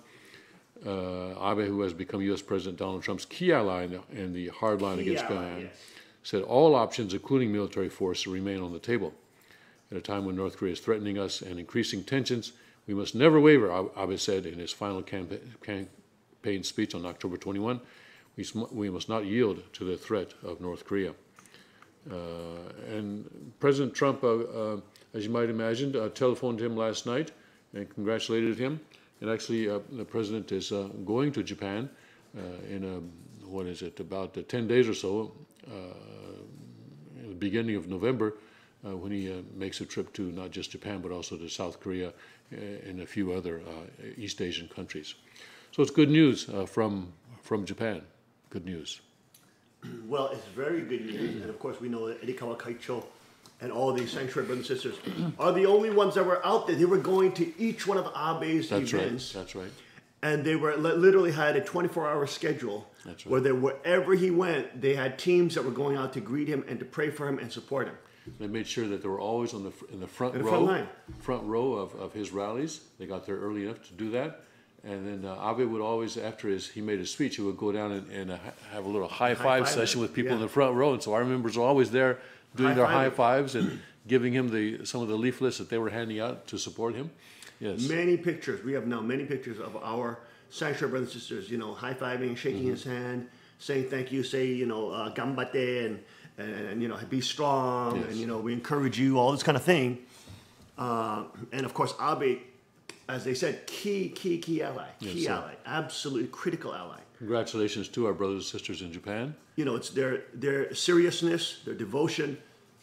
They really fought hard on the microcosm amidst all the attacks of the family fraud and the constant, harangue. but they fought through, and they're the ones who stood up for Japan. Yes. Okay, and of course now they're positioned because Abe knows our organization there. They know that we're the ones that are demonstrating in front of the, Prime Minister's The residence, yes. the U.S. Embassy, trying to support the Trump and the U.S. and Japan alliance. Yes. It's our organization that's out there. We're the only ones out there, and of course, we're the only ones that can guide the Pacific Rim. We're the only ones. We're not only just conservative. We're telling them, look, you've got to become a strong Japan. You've got to become a strong Japan. You've got to reinstate, obviously, your military. You've got to, your army. You've got to, of course, create a culture of strong Japan. Once again, you have to move towards the Israeli and Switzerland model. Okay? And of course, this is a great opportunity for the citizens of Japan, because they could be in a position where through this whole crisis, they can be in a position where they can finally have the true sovereign right of gun ownership. And so if, as Japan and Korea, as we were telling them 10 years ago now, if they're able to do what we told them and what we're guiding them to, of course, Kook Jong met with Abe before he was prime minister. It was our organization to help him get elected. He knows who we are. He knows we're supporting him. And of course, but of course in Korea it's a different situation. But now, in Japan, if we have a scenario where they can start implementing the Israeli-style system, the men go to the army, even the girls. They can even do the girls to the army as well. The girls, men and women, go to military training, even if it's just 4 months, 6 months training for the girls, to get some basic survival skills training. But they go, they get their training, and then they bring their firearms back to their houses. And they maintain them, they train as a civilian population, etc. Once, and of course, the citizens can use the threat of nuclear war in North Korea as a leverage, as a form of leverage to say, hey, we need this now for the general security of our nation. But in that case, they would have access to firearms, okay, and that right would then be established. And of course, when everybody has those AR-15s and whatever MKs, M4s in their homes, our Japanese brothers and sisters who are taking pictures with AR-15s and crowns don't look so crazy now, do we? We're the ones setting the trend. We're the trendsetters. We're the trailblazers. We are the pioneers. We are the one that's setting the direction for the world. It is not the political Satanists. Sanctuary is the one on the microcosm that is setting the direction for a stronger Able-type culture, Chinese culture that is against the political Satanist system. And of course, that could radically alter Japan's stance on, weapons, radically alter their stance on private property, radically alter their stance of how you defend your, private property, etc. All they could, for instance, include the castle doctrine. All these things can start being implemented as people understand how critical this issue is for their future sovereignty. Okay? So we're in a serious situation, at a serious crossroads, of course, as everybody knows, with nuclear war looming now in the Pacific East Asia region. And of course, Japan has, what a tremendous victory. Now the people of God, now only it's Sanctuary and Ikawa Kaicho and all the Sanctuary brothers and sisters there, they're the only ones that can lead Japan now. Because Abe, of course, will not even be thinking about having that type of armed civilian class. But if there's enough groundswell and people understand why that's so critical and why it would be good for national security to have such a system, to protect their national security, well, it will be a scenario where the population gets a hold of that legally, and then once you get hold of the right to bear arms, you must never give it up. Never, never give it up. When the government tries to take back the guns and reestablish them after they say there's no more threat, etc., you must say, no, we will not give it up. We will not give our guns up. You see what I'm saying? So that is an absolute critical stance. You have to have that sovereign stance, that kingly mentality, and have, and now the Japan government and parliament is set, because they're now, what is it now? They're now 2/3, Aiba has 2/3 control now? They do have 2/3 of the House of Representatives, yeah. Okay, and They can initiate a constitutional change. amendment. Yes, okay, so that's what you were saying yesterday. So they can now legally change the Constitution, which would be absolutely critical. Absolutely critical. And of course, that would set a situation where Japan could be moving towards Cheongguk much more rapidly than, of course, the condemned Korea, which is moving in the opposite direction towards communism through Moon Jae-in, the leftist lunatic, whom the family fraud basically supported. I mean, this is just so ridiculous. So ridiculous. But you can see everything's being divided. Everything's been divided. There's no more middle ground. No more middle ground. So this is a critical time for Japan and a critical blessing that has fallen upon Japan. And of course, we know that on a microcosmic level, the Japanese sanctuaries have been fighting really very hard. And of course, they have been connecting with Abe personally for the last couple of weeks and months. So, great job, everybody there in Japan. Make sure you, now they're going to have to be the conservative voice. They're going to be the voice that have to lead the Conservative Party. They're the ones that basically have to lead Abe and the other parliamentarians to go towards the sovereignty-based peace militia model of Cheongguk in Japan. And they will, of course, they're going to be the only conservative movement doing that because they're the only one with that perspective. Because in Japan, nobody has that type of perspective. It's literally nobody. So they will be a very unique and critical voice that will become amplified in Japan. And God is working very powerfully. We thank God for his blessings and grace. And of course, our sanctuary brothers and sisters who have led the charge there. And of course, as the Han Mother and the Hollywood Han Mother collapses, and the family fraud collapses with its own moral degradation and licentiousness and adultery, then of course, many of the Japanese brothers and sisters are leaving. And because basically the Han Mother goes to Japan telling them, all this trouble in East Asia is because of your fault, and so hurry up and send me more money. I mean, just talk about a total narcissistic, arrogant woman who was not only a heretic, but a total delusional individual. But again, that's what happens when you sell your soul to the devil and sell yourself to Hollywood. In other news, New York Post reports how Rolling Stone staffers lived sex, drug, and rock and roll. So even these idiots are not even rock stars. They tried to live like rock stars. Rolling Stone was preparing to move its office from San Fran to New York. 1977, co-founder and editor-in-chief Jan Wenner asked one of his advertising salespeople for a simple favor: retrieve a package from the magazine's hometown airport and deliver it to him in New City. When the woman met up with Jan in Manhattan, he opened the parcel to reveal cocaine, which he then snorted right in front of her. I could have been arrested, recalled the horrifying employee, who quit soon after. I could be in jail. Founded 50 years ago, Rolling Stone was a self-proclaimed beacon of radical counterculture, but as revealed in Sticky Fingers, a new biography of Jan written by Joe Hagan, many of the magazine staffers didn't just chronicle sex drug, they lived it hardcore. And of course, they're leftist lunatics. According to the book, employees even dealt drugs at the office.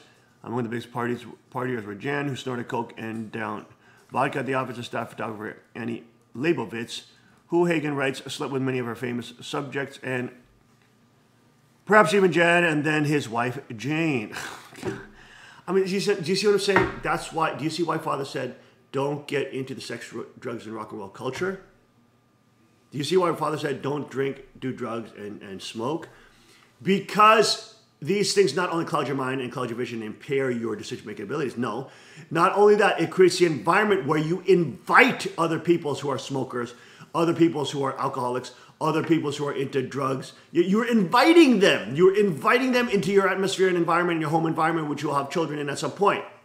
And as you have more of those deviant people coming in, it's not that all of them are, pedophiles or sex criminals, but you'll have people that are connected to those worlds of alcoholism, connected to those worlds of smoking and drugs and marijuana and all this kind of thing, which are then connected to other forms of deviant communities, deviant sexual communities, you see what I'm saying? And it's usually tied to very loose morals, and it's usually tied to very loose Hollywood-type culture, which is licentious, free sex culture, which then will which will morally impugn and destroy your atmosphere and your culture and your family. Do you see what I'm saying? That's why Father is, of course, warning us all the time do not do those things. It is not only a personal issue, it becomes a civilizational issue. And people need to have the moral fortitude and conscience to be able to stay away from such things and not be preyed upon by leftist lunatic losers like this idiot who is a wannabe rock star and he thinks that he's a journalist doing rock and roll. I mean, what a freaking idiot. Jan gave the writer free range to interview his friends, family, and colleagues, some of them 250 of them. But after reading the completed book in September, he went cold on Hagen. They're two no longer speaking terms.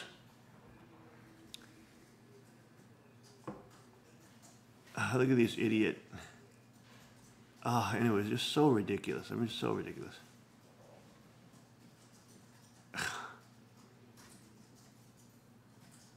That is his wife, apparently.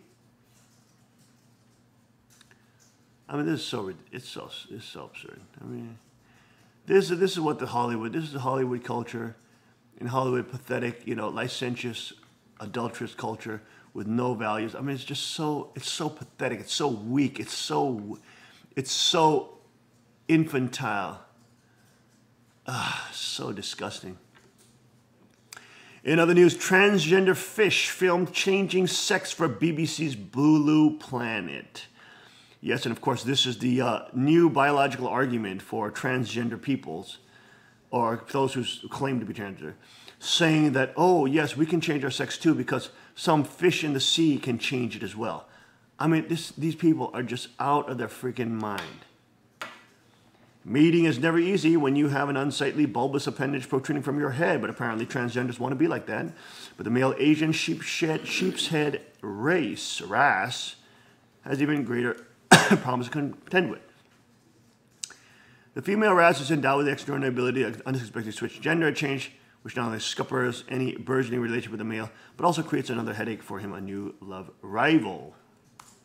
The gender-bending ability of the RAS has been captured in detail for the first time in BBC Blue Planet, which airs on Sunday. Of course, this is just used as political propaganda to fund and make taxpayers pay for transgender sex changes because they use this primitive, primordial, nasty fish that I guess everybody wants to be like now.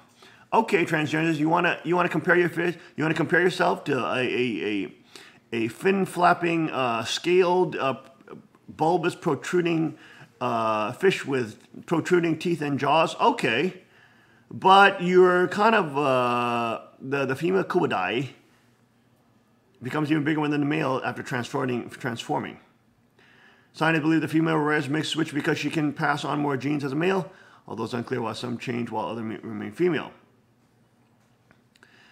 Of course, they've had pictures. They've had guys pull up the clip that InfoWars did on the gay frogs thing, where they actually have the scientists coming out saying, yes, the frogs are changing their sexes because of the different chemicals that are in the water.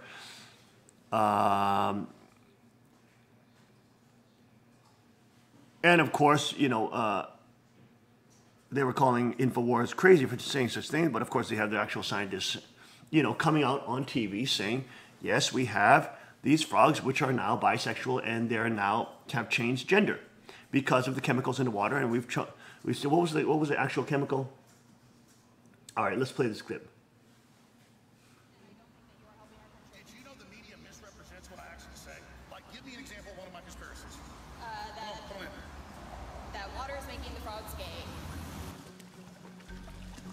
It might look like we're out in the bush somewhere, but 15 feet on either side, we're surrounded by agriculture, and the runoff ends up in this river. All of the algae is a result of all the nutrients, because a lot of fertilizers are used in agriculture. And once those fertilizers get into the water, you get these blooms of algae.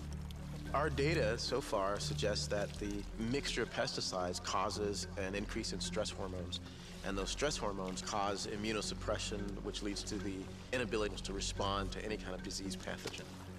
I don't like them putting chemicals in the water that turn the friggin' frogs gay. It seems that even the tough bullfrog isn't doing so well with the toxins in this water. I got a chant going. What about gay frogs? It's not funny. I'm gonna say it real slow for you. Gay frogs! Hayes is testing the effects of chemicals like atrazine, a common herbicide. We have a whole family of animals where we've eliminated the female chromosome. Specimen 001. These animals that we know are genetic males have been exposed to atrazine for their entire life. And many of these genetic males now are turning into females. And quite frankly, if you're a genetic male, it'd be nice if you developed as a genetic male, and now we have a chemical very common in the environment that's effectively sex-reversing animals. Now, obviously, it's not Atrazine, fair to sex judge a reverses guy on animals, one see? isolated dumbass clip. So here's a bunch of them. Alex is anti-gay. He's saying the chemicals are making people gay. Folks, it's making the frogs gay. 2/3 of the frogs down in Houston are bisexual. Do you understand that? Turn the freaking frogs gay. Serious crap.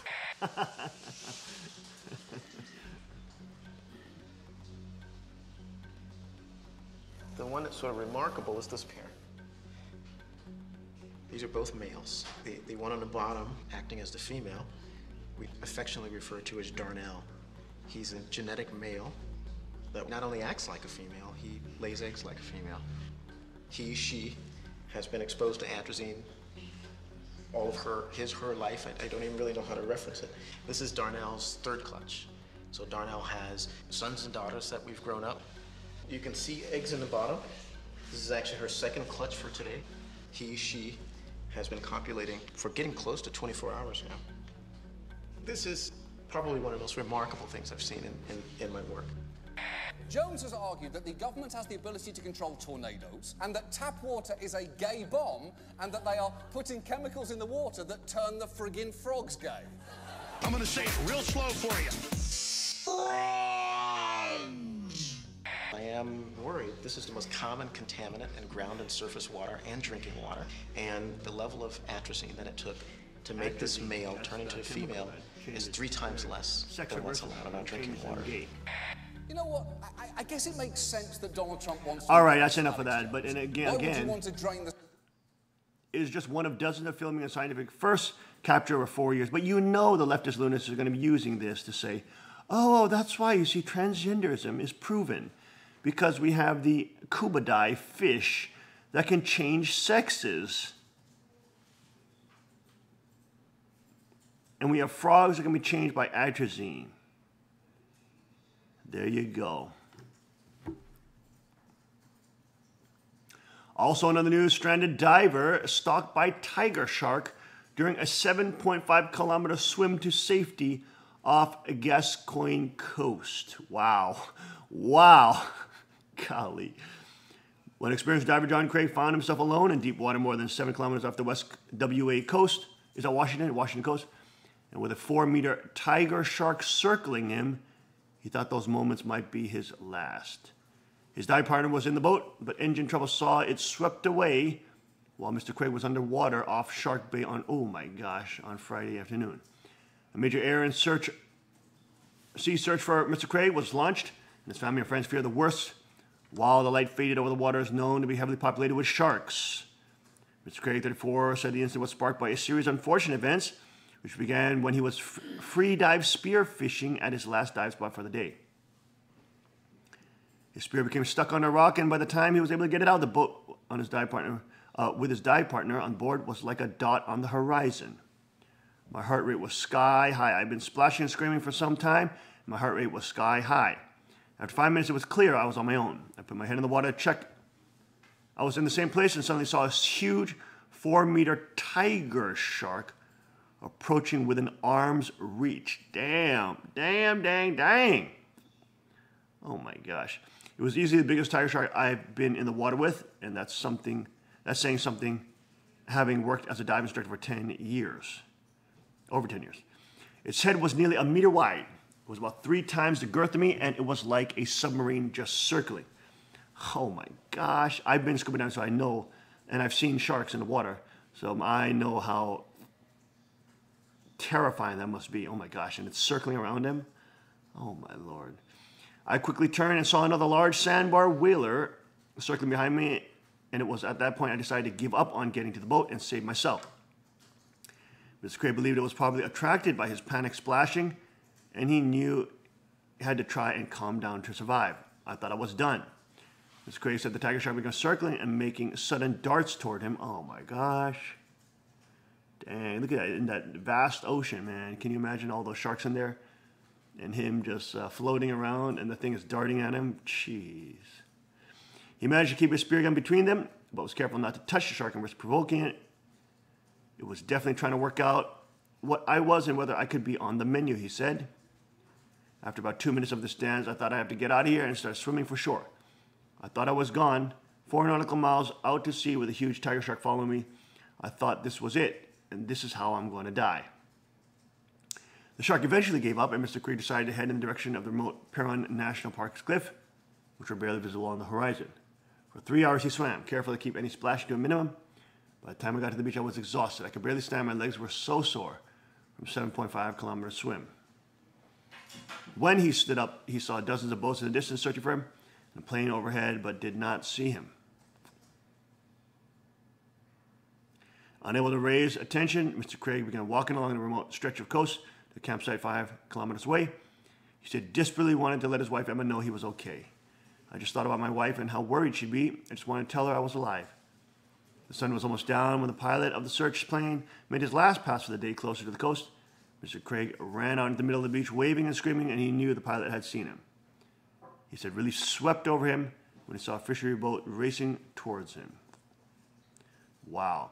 Mr. Craig has been a dive instructor in Shark Bay for a number of years, and said although he was cornered for his concern about his safety, under those circumstances he has not had issues when he has swum with sharks under more controlled conditions. These animals are apex predators, but we are not on the menu, he said. We need them in the oceans as much as it was scary at the time. If the circumstances were different, I would have been stoked to have that experience. Oh, you mean getting eaten? You'd be stoked to get eaten? All right. We said he wasn't on the menus. There you go, folks. A chilling and scary story. Churches merge, close. We're no longer living Christendom. We really have to accept that it's a thing of the past. Look at this, trying to always get rid of Christian culture. For Dick and Moore, Govans Presbyterian Church and Browns Memorial, Woodbrook Presbyterian Church, labored in the manner of many mainline Protestant congregations, working ever harder, to provide spiritual resources for a dwindling number of congregants. Govans on York Word in North Baltimore has been hosting its Sunday night dinners for the poor, helping lead GEDCO, the social service organization it co-founded in 1984. And there you go. And of course, those churches are starting to close down.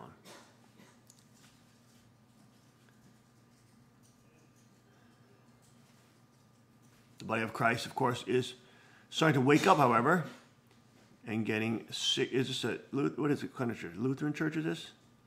Well, it's definitely some kind of Catholic church or something like that.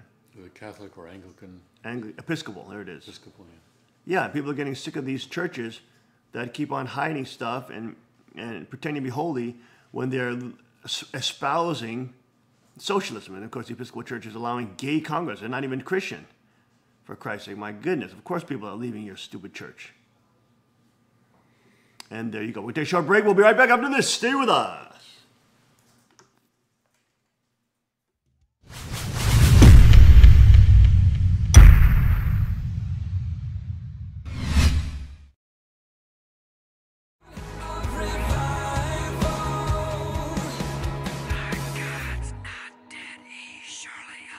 He's living on the inside, roaring like a lion. God's not dead, he's surely alive. He's living on the inside,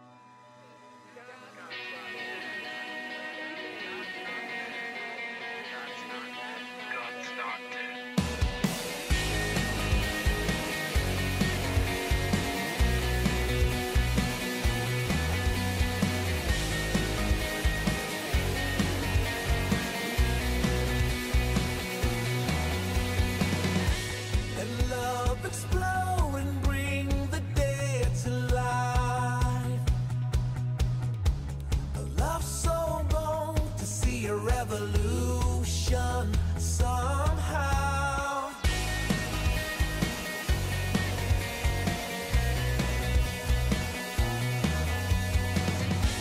And love explode and bring the dead to life. A love so bold to bring a revolution somehow. Now I'm lost in your freedom, and this world I'll overcome.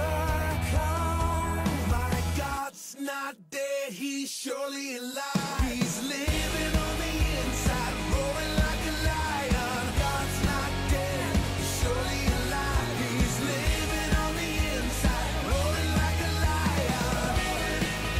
He's roaring like a lion.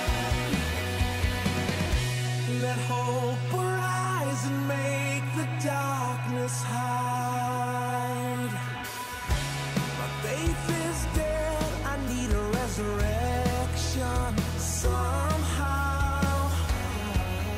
Now I'm lost in your freedom, and this world I'll overcome. My God's not dead, he's surely alive. He's living on the inside, roaring like a lion. God's not dead, he's surely alive. He's living on the inside, roaring like a lion. He's roaring like a lion. He's roaring. Let heaven roar and fire fall. Come shake the ground with the sound of revival. Let heaven roar and fire fall.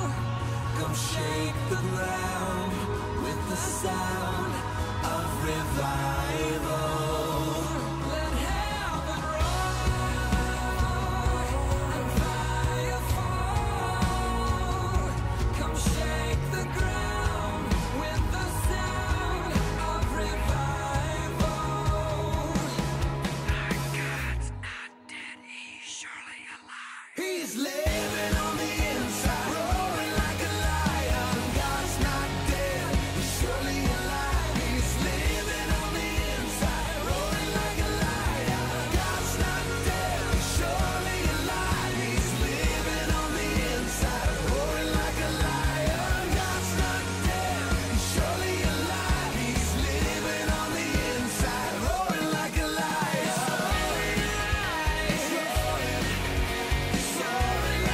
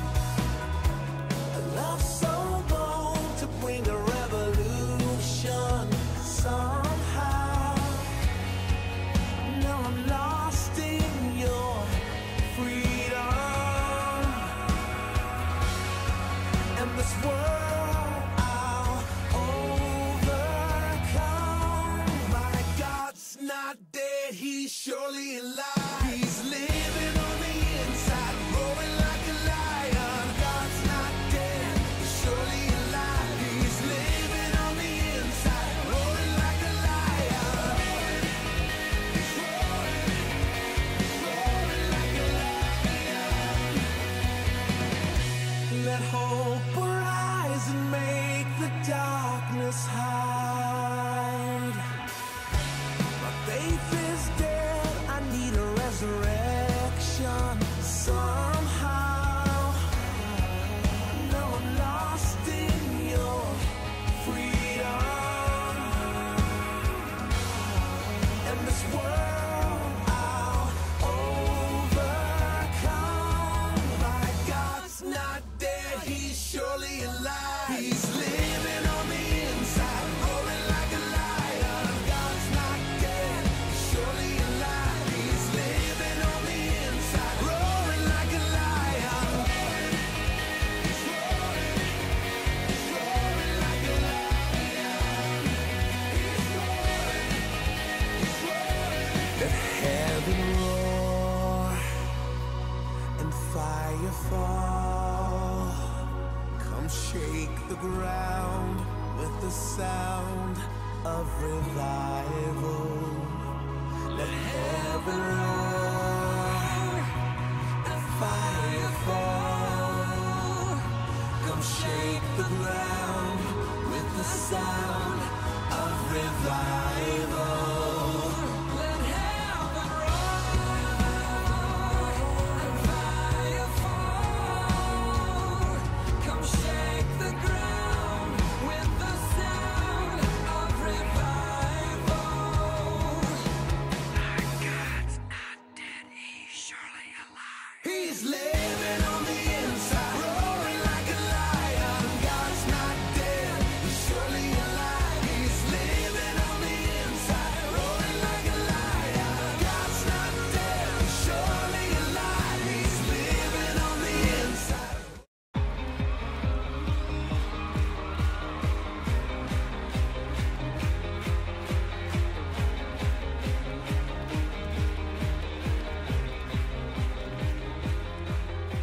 At break of day, in hope we rise, we speak your name.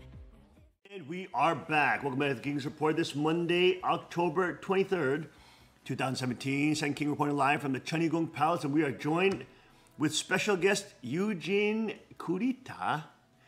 Eugene is a very talented, smart, young, beautiful, capable young lady from Korea, and of course she has also been trained, graduated from Yonsei University, which is one of the top universities in Korea, and of course was a registered nurse in Korea for, what is it, 1 year, about 1 year before she came to America to continue her studies, and now is here in the U.S. doing all sorts of training. She's part of the Peace Militia training. She does Brazilian Jiu-Jitsu, MMA, shooting, knife fighting, all that. Okay, so she's becoming a more dangerous lady. And so we are happy to have her on today. She also is the founder with her sisters of a nice YouTube channel called Use. Guys, cue that, cue the YouTube channel. There you go. There you go. There's her videos. They're probably the only ones in all of South Korea that are doing these videos that, of course, not only talk about political things, they also help people think about prepping, okay? And for example, they made, look at that, the ones, the bags, they're making survival bags. They talk about the 3 C's, the stuff they're learning here. They're also sharing with their viewers too. And some of their videos have 19,000, 20,000 views. And she's becoming a very strong political voice in the conservative movement in Korea. Unfortunately, it's sad what's happening in Korea. But why don't we have her explain to us a little bit of the use and the concept behind her YouTube channel. Now, she wants to speak in Korean, even though her English is fine, but she wants to speak in Korean. That is her native language. And so Tim Elder will helping her there. Now, so let's have her explain to us a little about the concept behind Use and maybe upcoming new things that they're, new projects, new videos that they're working on, and the status of the Use YouTube channel. 유진 쿠리타. 저희 이제 유스 채널은 사실은 어떤 정확한 저희 세 자매가 모여서 이제 어떤 이야기를 해보자 하는 컨셉으로 어떻게 보면 좀 캐주얼하게 그런 컨셉을 잡았었는데요. 실제로 저기구나. 네, 실제로 이제 진행을 하면서 주로 정치적인 걸 먼저 다루려고 생각을 했었고 이제 조금씩 영역을 확장해 나가고 있는 상황인데요. 제가 정확히 우파 쪽에 가깝다라고 채널 안에서도 얘기를 하고는 있지만 정확히 항상 우파를 지지한다기보다는 이렇게 우파라고 저희 스스로를 정의하기보다는 우파 쪽의 생각에 가깝고 또 저희의 생각을 조금 더 추가해서 그런 정치적인 얘기도 나눠보고 또 지금 한국에서 네, 죄송합니다. 죄송합니다. That's right. Tim will help with. So when we started the Use channel, we did not have a clear concept. The three sisters got together and decided to just start talking in front of the camera. And we started first on the talking about political things, and we are right wing, and we say that we are right wing, but we are not necessarily only going to support the right wing, but also adding some stuff to that. 그래서 처음에는 주로 우파를 지지하는 사람들이 많이 보도록 그렇게 타겟팅을 했고 또 하나 썼던 방법 중에 하나가 조금 제목을 좌파가 좋아하는 제목으로 이렇게 만들어서 좌파들이 들어와서 어떻게 보면 조금 더 우파적인 생각을 가진 젊은 여성이 있다라는 것을 알리는데 목적을 두고 초반에 작업들을 조금 했었습니다.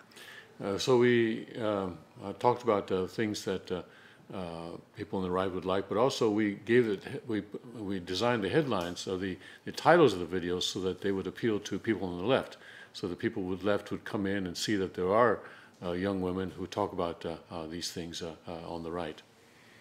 그래서 저는 처음에는 사실은 정말 양쪽에서 다 비난을 많이 받았던 게 이제 우파 측에서도 이제 좌파인 줄 알고 동영상을 안 보고 이제 댓글을 상당히 이제 공격적인 댓글을 남기고 간다든지 네, 그런 상황들이 많았습니다. So we wound up being criticized by both the right and the left. People on the right wouldn't watch the video; they would just look at the title and leave comments criticizing us. 네, 그래서 이 2만 뷰를 달성한 그 동영상이 대표적인데요. 거기에는 이제 제목을 이렇게 달아서 오해를 했다라는 댓글이 정말 많아요. 왜냐하면 이제 제가 그 댓글 아래다가 동영상을 한 번만 다시 봐주시고 댓글을 달아주시면 감사하겠습니다. 이런 댓글을 한 100번은 남긴 것 같아요. 그 동영상에다가. 네. So one video in particular, we got a lot of comments from people on the right saying, "Oh, I misunderstood because of the title, but now that I watch it, it's good." So, and I also left many comments myself there saying, "Please watch the video first before you make a comment." 그리고 또 좌파적인 성향을 가진 사람들이 저는 공격만 할 거라고 생각을 했는데 저의 동영상을 보더니 내가 생각한 것과는 달랐구나 라고 하면서 다시 한번 생각해 보게 됐고 좀 교육적으로도 유익한 영상이었다라는 댓글을 남겨주는 걸 보고 분명히 이런 작업들이 의미가 있겠구나 라는 생각도 했습니다. The people on the left would watch the video after seeing the title. And I wasn't attacked as much as I was expected from the left. Rather, many of their comments have said, "Oh, I see that your thinking is different. Your opinion is different from mine." It was very educational for me. 그래서 저는 분명 유튜브의 전문가도 아니고 그 전에 정말 유튜브 자체를 보지를 않는 사람이었어요. 근데 정말 그 구독을 하는 그런 것도 아이디만 만들어 놨었나 아마 그랬고 정말 어플조차 들어가지 않았던 사람이었는데 이제 한 단계 비기너로서 정말 초급자로서 그냥 나의 생각을 조금 더 많은 사람들이 알았으면 한다라는 생각으로 출발을 했는데 네, 출발했습니다. I'm certainly not an expert on YouTube. In fact, before doing this, I hadn't even used the YouTube app even once. But we just started doing this and step by step learning about it. Well, that's what's so wonderful about YouTube and so wonderful and fresh about their channel is because they're just so natural. They're real. You know what I mean? Everybody's sick of these fake announcers and this fake news and the fake KBS and the fake CNN. Everybody's sick of that. But these are girls that are real. You know what I mean? And they're expressing their political opinion. They have a view. They're expressing their view. And for example, go back to the You's channel here. Let's look at some of these wonderful videos. They're really pushing the envelope because nobody in Korea is even speaking about some of these issues that they're talking about. And they're actually starting the discussion process in Korea. I mean, go back to their video clips there. I mean, the video playlist there. Go ahead, click on any one of them. There you go. So, for example, look at that one that they're talking about the military training for women. You know, and Eugenie's dressed up as a cute in her peace police, peace militia outfit. So she's smart too. She's graduated from the top universities and. You know, and so she already has the respect element that Asian people will respect because they're so into what school you came out of. Anyways, Asians are nuts that way, okay? But also she has opinion and she shares this, and of course you can see all the comments below. There's people that agree, disagree, but doesn't matter. She's starting the conversation. And they're starting. She has 1,000 subscribers already. Isn't that amazing? She has 1,000 subscribers already, and you know, the conservative party is already. You know, the conservative young people, millennial group, is saying, hey, you guys got to go check out You's channel. There's a new group of girls out of America, whatever. They're talking about all sorts of stuff. And they're really showing beyond the conservative party, because of course we know that in Korea, the conservative and Democrat party, just like America, they're both the same party. They're both growing government all the time. So really their voice is becoming a very unique voice, which is critical of both sides trying to grow the government. And of course, they're look at that. They already have 61,000 views. They do all sorts of stuff. Like their younger sister made a video on survival bags. Look at that. They did one on Islam. Look at the one with the burqa. Yeah, there's one on Islam. You see that? You see that? So they're producing a lot of different content videos, and just the fact that you know, when you start YouTube, it could be like you can get hung up at how many views you have. You know, that doesn't really matter. The fact that they're spiritually engaged in the fight, the fact that they're spiritually opening their mouth and expressing their view into the atmosphere, God can use that to transform minds, transfer ideas, transform people who've been brainwashed, and allow them to connect to Him in a different way. And so that activity is is what's so wonderful about the You's channel. And, you know, it's very wonderful because they put a lot of thought. A lot of thought goes into this. I mean, even Eugenie's video here on the military training for women. She had a whole thing from the Department of State in Korea. She was reading the different manuals, the different issues that surround the whole thing. So they're putting a lot of research into each one of those videos. So whenever they put up a new video, I'm always Facebooking their videos, and hopefully, you know, more and more people can see it. And of course, what a wonderful thing that these young women are doing. The You's family and the girls that are there, the three You girls, there you go. See, they're showing all the clips from the Blue House and all that, doing their research, you know, presenting really rational and logical ideas that people are not even thinking about in Korea. Nobody in Korea is thinking about, you know, right to bear arms in Korea. Nobody is thinking about, you know, women even having military training.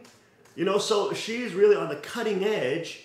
And it's kind of this kind of message and people like this that are going to start changing the conservative, really taking over the conservative movement, and trying to get Korea back on track towards sovereignty. Now let's get her to express a little more about. She has some new videos that may be coming out too, about maybe about survival and stuff like that. Why don't you explain a little about that, Eugene, about that the new videos you may be coming out. 지금 이제 새로운 비디오는 지금 셋째 동생인 유미가 지금 구상하고 있는 걸 제가 같이 이제 미국에 온 기념으로 촬영을 하려고 하고 있는데요. 그 저번에 킹스 리포트에서 그 가스 마스크를 집에서 만드는 그 방법을 소개해 주신 적이 있었었는데 지금 준비물이 집에 다 와 있고 아마 오늘이나 내일 중으로 촬영할 예정입니다. 그래서 사실은 네. So the next video that we're going to put up is one that was the concept is by our youngest sister Yumi, and the king some time ago introduced on the King's Report to how we can make a gas mask of our own at home, and so that's what it's going to be about. And all the materials that now have arrived at home, and so we plan to shoot it today. 그 좀 서바이벌 같은 것들을 직접 얘기를 한다든지 그 이제 설명을 한다든지 하면은 훨씬 더 그냥 가만히 앉아서 얘기하는 것보다 기본적으로 사람들에 대한 관심도가 높아서 좀 더 실제적인 그런 도움을 줄 수 있는 게 있어서 서로가 더 좋은 작업인 거라고 생각을 하고 있습니다. When we talk about the survival things, it's rather than just to sit around and talking about it without doing anything. It's better to actually show people something. I think that is more appealing to people and more helpful. 네, 그래서 Yes. 사실은 그 조명이라든지 여러 가지를 도움을 받아서 제가 훨씬 더 화면 안에서 예쁘게 나오는 면이 없지 않아 있는데 조금 더 이렇게 전신적으로 준비가 되면 주짓수를 하는 것도 해보고 싶습니다. Okay, hey, that's great. We received some help on lighting, and so that we can appear more beautiful in the videos. But once we get more sort of psychologically prepared, we'll be doing some videos on jiu-jitsu as well. Hey, that sounds great. That's a very exciting direction. You know, they're branching off, touching many different topics, which of course is stuff that they're training in and they're, learning, and they're, they were practicing some more advanced moves last week and some of that. But it's really wonderful because there's really no women that are doing this in Korea, okay? Especially talking about survival bags, especially talking about survival masks. I mean, who was talking about that in Korea? You have a situation where you almost have nuclear war in Korea. Now you have B-52 bombers now being prepared, which are nuclear bomb planes. Now you have a situation where all the assets, the foreign investors are telling, take your assets out of Korea, take your people out of Korea, such things like that. That is a serious, serious signs for grave danger. There's another survival video that they made on different prepper items that you can do. And they're making this very cute way because they're all young people, so they put it together in a nice, cute way.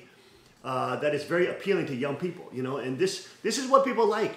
They like this kind of, thing. It's not, it doesn't look like CNN, it doesn't look like MSNBC, it doesn't look like KBS. It's really, you can tell they made it. It's their, video, it's their creation. And people like that. People are used to that genre, and people like it because it's real, and they can see, they've done the study. They've done the practices and some of that. And of course, Eugene and Yuna, they're 5C. They've been practicing bushcraft too, and some basic survival skills and stuff like that. They were coming about on a weekly basis. Of course, that was getting a little too heavy for us, so we're going to cut it back a little bit back, maybe once every 2 weeks, once every month, things like that. But of course, they are also doing the bushcraft training, so the level of skills that they're developing is becoming quite a lot. They're learning quite a lot of skills. I think even in this video, or was it the other video that they have the beautiful pictures of them shooting and very cool pictures of them shooting and stuff like that. But this channel is becoming a wonderful channel and a resource for people in Korea who are not even thinking about it. They don't even think about these things. And how was the response on this video with the survival video? How did you feel the response was to this survival and the genre of survival? Eugene. 저는 사실 보수층의 사람들, 우파적인 생각을 가진 사람들은 항상 핵전쟁에 대한 위협을 한국에서 얘기를 하고 있기 때문에 이런 것에 대해서 한 번쯤은 생각을 해봤을 것이라고 예상을 했습니다. So I thought before we did this that people on the right must have been thinking about this kind of thing because they're always talking about nuclear war. So they must have at least once in their lives thought about this kind of survival.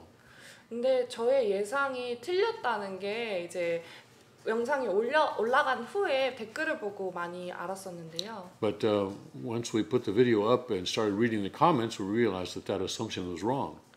그래서 어떻게 보면 그 핵전쟁이라는 정말 큰 위협 앞에 인간이 정말 무력해지는 그런 반응들을 알 수 있었고, 그렇지만 그럼에도 불구하고 우리가 조금씩이라도 해나갈 수 있다라는 시각이 분명 필요하다, 그런 디렉션이 필요하다라는 생각을 오히려 영상을 올리고 난 다음에 더 하게 되었습니다.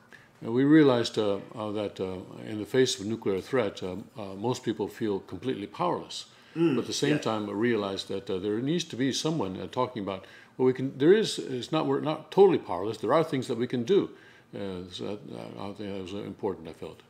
그리고 또 재밌었던 게 이제 서바이벌 그리고 정말 전쟁 상황에 대해서 얘기를 하면서 자연스럽게 그러면 너는 여잔데 군대 이렇게 하면서 이렇게 한국에 이렇게 플로우가 있거든요. 흐름이 있는데 그런 공격을 받을 때 오히려 나는 정말 군사 기초 훈련은 여자에게 무엇보다도 더 필요한 것이다 라고 하는 그런 댓글들을 달면서 네. And we discovered that as we talked about this, as we talked about survival, then we could go into the topic and say, well, okay, we're women, but shouldn't we also be receiving military training in terms of survival? And so there's some comments like that. 그래서 그렇게 또 자연스럽게 여자도 군대에 가야 된다라는 그런 다음 비디오를 올릴 수 있는 그 논리적인 흐름을 오히려 이제 댓글을 다시는 이제 구독자분들이 만들어 주시더라고요. 그래서 그거는 정말 제가 한 번쯤 자연스럽게 다뤄보고 싶었던 그런 주제였는데 이게 하나님의 역사가 이렇게 알게 모르게 정말 여러 방면으로 작용한다라는 생각을 했습니다. So these comments by the viewers and helped us go into our next video, which was about the issue of women joining the military. Shouldn't women join the military? That was our next video. I could really see how God was working to lead us into that topic. And she really made such a wonderful, like when you see that video, she really makes a great suggestion. She says, look, I'm not saying that women should go 2-year service right away, but at least let's get some training, some basic training. So really excellent, recommendations for the Korean populace to think about. Go ahead. 네, 그리고 또 이제 조금 제가 개인적으로 자료 조사를 하면서 느꼈던 게 원래 평소에도 군대라는 그 문제가 대한민국의 남성 평등 그리고 페미니스트들이 활개를 칠 수 있는 그런 주요한 영역이었더라고요. 그랬는데 이제 제가 이런 부분에 대해서 저의 생각을 조금 더 얘기를 하니까 이제 페미니스트의 반대적인 사람들과 또 페미니스트를 지지하는 사람들 모두가 또 이제 조금 부정적인 그런 댓글들을 또 남겨주시는데 그럼 또 이 다음에는 내가 남성 평등에 대해서 내가 생각하는 그리고 천일국 시민이 나아가야 하는 그 남성 평등의 방향에 대해서 얘기해 볼 수 있겠다라는 생각도 하게 되었습니다. And this video inspired people to leave comments about gender equality in Korea. Because the military service right now in Korea is viewed as an exclusively male thing. So both the feminists and anti-feminists were both negative about the idea of women going to the military. Not a surprise. So we'll be doing a video in the future then on our view of gender equality. Wow, that's really great. So they're really able to tackle so many issues. And give a voice to people who don't have a voice. Give clarity and thinking to people who are not clear in their thinking and maybe been brainwashed in the schools and elite schools like that. We'll take a short break. We'll be right back. More with Eugene Kurita. Eugene Lee is also her. We're right back.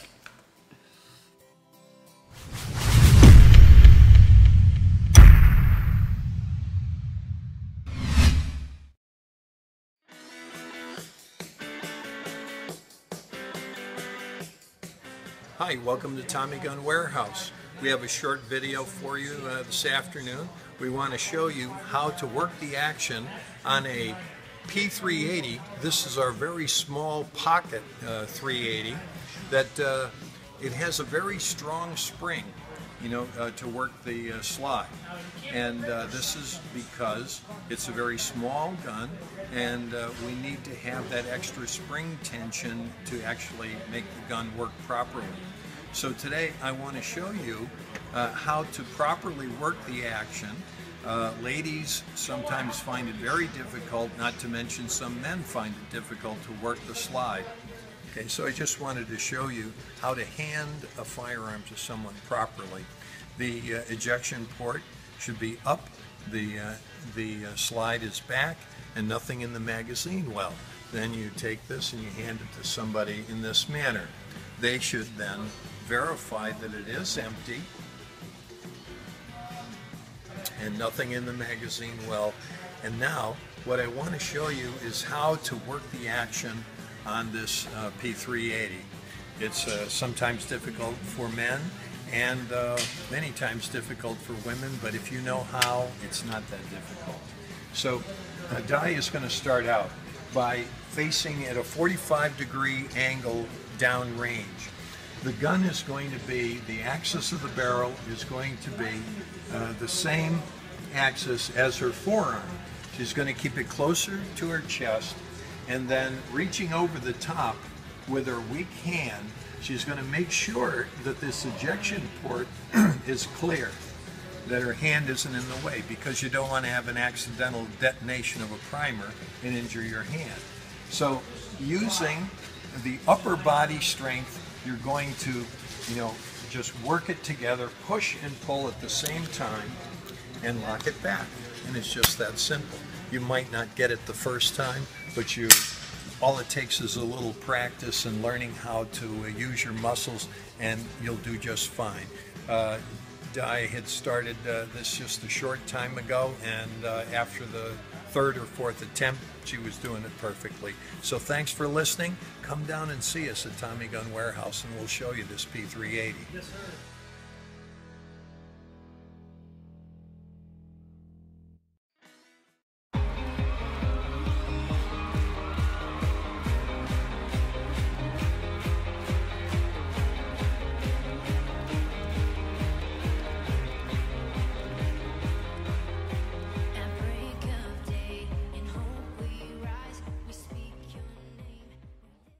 And we are back. Welcome back to the King's Report this Monday, October 23rd, 2017. St. King reporting live from the Cheonggyegung Palace, joined here with Eugene Lee, or Eugene Kurita. And she, of course, is a real patriot of the Kingdom of God, very strong lady. And, as to my understanding, she was the one who wanted to come to America, and she was the one, I think she was the first one to wake up in her family and get her parents to wake up, etc., things like that. But of course, she's here with her sister in America. Hopefully, they can stay longer. What she has, a two-year visa for a study? 1 year visa. 5 years. 5-year visa. Oh, good. 네. Excellent. Oh, that's great. That's great. And of course, her YouTube channel, which has only they've been doing for about a couple months, right? A couple months, 3 months or so, 4 months. But for it to grow that fast is wonderful. It's awesome. And think about it, if she does this 1, 2, 3 years, I mean, think about how much impact, this 3 group of girls will be doing to the conservative movement in Korea, and start creating a whole new generation of young people that are starting to see, a totally different conservatism than they have in Korea, because the Korean conservatism really is taken over by it's like the same, they both grow the government just like America, the conservatives and the Republicans, Democrats. They both do the same thing. They just continue to grow the centralist power. And it's Trump, who's like an anti-establishment person, who comes in and now he's taking over the conservative movement, right? So this could probably be a starting point for that situation to happen in Korea. Let's get Eugene's view on, for example, mainstream media. For example, we were talking during the break about Hollywood and all the pedophile scandals that are breaking. And the Korean news doesn't cover it. They don't cover it. They see it as conspiracy theorists. Even though it is top news worldwide, they won't cover it. Let's have her comment a little bit on mainstream media in Korea. 사실은 많은 한국 그 젊은 사람들이 영어를 오랫동안 공부함에도 불구하고 직접적으로 영어 기사를 접하거나 정말 영어권에 있는 그런 뉴스들을 접하고 있는 층은 거의 많지가 않습니다. 그래서 그런 네. So Korean young people spend quite a few years studying English, but it's very rare for them to actually read an English article or read a publication that's in English. 그리고 주로 또 제가 중고등학교 시절에 공부했던 그런 기사들은 완전 좌파의 뉴욕타임즈라든지 그런 좌파스러운 기사들을 정말 문장 하나하나, 단어 하나하나 그렇게 분석했던 기억이 있습니다. I remember middle school and high school during the English lessons, we were given articles from leftist publications such as the New York Times, and then during class we were told to analyze each sentence and look up each word. 그래서 지금 할리우드에서 일어나고 있는 그 소아 성애자들의 그런 범죄 행각들이라든지 그런 게 정말 엄청난 규모로 드러나고 있음에도 불구하고 정말 그 만약에 한국의 젊은 사람들한테조차도 얘기를 했을 때 이것은 음모론적인 그런 시각을 갖고 지금 이 상황을 보고 있는 게 아닌가, 사실임에도 불구하고 그런 리액션을 충분히 기대하는 게 맞을 것 같습니다. Even though, for example, even though the scandal in Hollywood right now, especially with the pedophilia, is coming out and so much has been disclosed as fact, still, I think my thinking is that most Korean young people will still see this just as some kind of a conspiracy theory, even though it's been demonstrated to be fact. I think that's my expectation right now. Well, maybe she could talk to us also about her experience at Yonsei University, which is one of the top universities in Korea. Was it very leftist leaning and socialist leaning with the professors there at Yonsei University? 네, 근데 크게 연세라는 그 대학교가 유명하지만 크게는 세브란스와 연희 전문대학교로 출발을 했었던 기관이기 때문에 그 세브란스 같은 경우에는 특별히 그 미셔너리를 한국어로 뭐라고 선교사. 네, 선교사분들에 의해서 설립이 되었기 때문에 교수진들이 특히 간호대학 같은 경우에는 모두 크리스천으로 구성이 돼 있지만 이런 연희 전문대학교에 소속돼 있는 나머지 그 의료계와 상관없는 나머지 과목에서는 거의 교수님들이 매우 객관적인 척을 하지만 이제 좌파스러운 그런 경향성을 공식적으로는 드러내지 않고 이제 오히려 더 내포해서 암묵적으로 그 대전제로 이미 까는 것들이 좌파적인 사고방식을 가지고 있는 경우가 훨씬 더 많다라고 생각합니다. 저는. So Yonsei University is composed of two parts. One is the Severance Hospital and the attached nursing school, and also a medical school. Right? Yes, a medical school as well. And then you have the rest of Yonsei University, and especially in the nursing school. This was founded by Christian missionaries. So in the Severance, the professors are all Christians. Yes. And of course, in the other parts of Yonsei University, we have professors who are leftists, but they try to hide their leftist sentiments. Yes. Yeah, it's interesting because even Harvard, Yale, Princeton, all those institutions were started by Christians. And Harvard was a seminary, it was a theological school. And now it's become literally the bastion of communist thought in the West. It's like ridiculous, totally absurd. But again, in Korea, talk to us a little about the mainstream news. Is it just like the New York Times, and do they, in Korea, the KBS and these kind of news publications, do they put like a CNN message out? Are they anti-Trump? Were they pro-Hillary? What was the situation during the election process?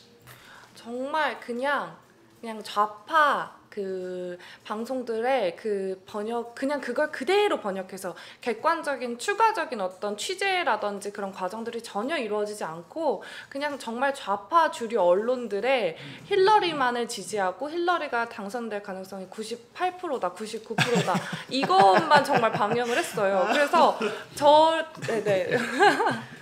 So yes, the Korean media would basically just translate articles from the leftist broadcast media in the United States, and so they were always saying, "Oh, Hillary Clinton has a 98% chance of winning, 99% chance of winning." 그래서 그리고 또 트럼프 같은 경우에는 여성에 관한 이런 오해를 불러일으킬 만한 그런 발언들에 대해서만 오로지 보도를 하고 그리고 뭔가 정말 졸부가 실제로 아닌데도 불구하고 정말 졸부의 느낌? 그런 좀 천박한 그런 사람이다, 격이 없다 이런 이미지 메이킹을 정말 심하게 해서 지금까지도 트럼프에 대한 사람들의 이미지는 그런 무례한 사람이라는 이미지로 남아 있습니다. And regarding Trump, they would just publicize the statements or the quotations that cause people to misunderstand his position on women, and they said that he is not qualified to be president, that he is a very rude person, and a person without class, and so even now people have that kind of impression about him. Even though he's a multi-billionaire. Oh my gosh! You know what we should do with the Kurita girls? We should have a wonderful shooting session because they're like the only ones in the entire conservative. Maybe they can share with us a few other millennial or young people conservative websites. What are some of the websites that they look at, or the YouTube channels that they look at? What are some of the conservatives? I know Chung Gyu-jae is on YouTube as well. But who are some of the other conservative voices on YouTube? 슈타인즈라고 그 서울 슈타인즈, 네, 슈타인즈라고 그 서울대학교 학생들이 구성이 또 돼 있고 또 좀 사실은 명문대학교의 학생들이 한 4명 정도 모여서 시작을 했는데요. 그 유튜브 채널이 거의 청년 유튜브 채널 중에서는 유일하다라고 볼 수 있는 상황이고요. 또한 다른 걸로는 슈타인즈요. 스펠링이 슈타인즈라고 한국어로 네 적습니다. Steins. There we go. Steins. 슈타인즈. Okay, so that channel was started by people of Seoul National University 네. and some other universities, I guess, some of the top universities. That's about the only other one. So these guys go out to Seoul University and then they interview people like this kind of thing. Okay, I think I've seen some of the videos. These Stynes, they actually mentioned Eugen's video. Oh yeah? I think, right? And they said, hey, you guys got to check out this new girl, the Hughes channel that's out there. So they got a call out in a good way by this group here. This is them. I guess they're doing interviews on Seoul University. I think I've seen some of their videos. They go to Seoul University, they go to different university, and then they interview people to see where people are thinking, their mindset. 근데 이제 그 여기 상황을 보면은 이 청년들이 좀 비판을 많이 받고 있는 상황이고 또 취업을 한국에서 해야 되는 상황이어서 이 사람들 중에 몇 명이 취업 관련해서 어떻게 보면 불이익을 당할까봐 활동을 중단한 그런 MC들도 있습니다. 네. So this group of young people who are doing that Stein channel are concerned about their prospects for employment because they're afraid that this being conservative on YouTube like this may affect those chances. So some of them have actually withdrawn from appearing on camera. Wow. 네, 그리고 정말 그 왕님께서도 말씀해 주셨다시피 저의 그 채널을 정말 많이 홍보를 해주시더라고요. 그리고 또 정말 좋았던 게 여기 이제 처음엔 여성 메인 MC가 없었는데 이제 좀 같이 하는 분이 생겼고 또 저의 유튜브 영상을 보면서 그분께도 이제 여자들이 조금 얘기를 해봐라, 여자들이 얘기해보는 건 또 새로운 시각이다 라고 하면서 그런 권유를 했고 또 그래서 시작을 했습니다. 몇 개 그래서 이런 영상들이 올라와 있어요. 여성들만 구성이 돼 있는 그 어떤 보수적인 시각을 갖고 있는 그런 내용들을 담고 있는 영상들이 네. So in the beginning they were all men. They were all men, but they saw what we were doing and they started also to have women appear on their videos, and some of their videos now are being done by all women.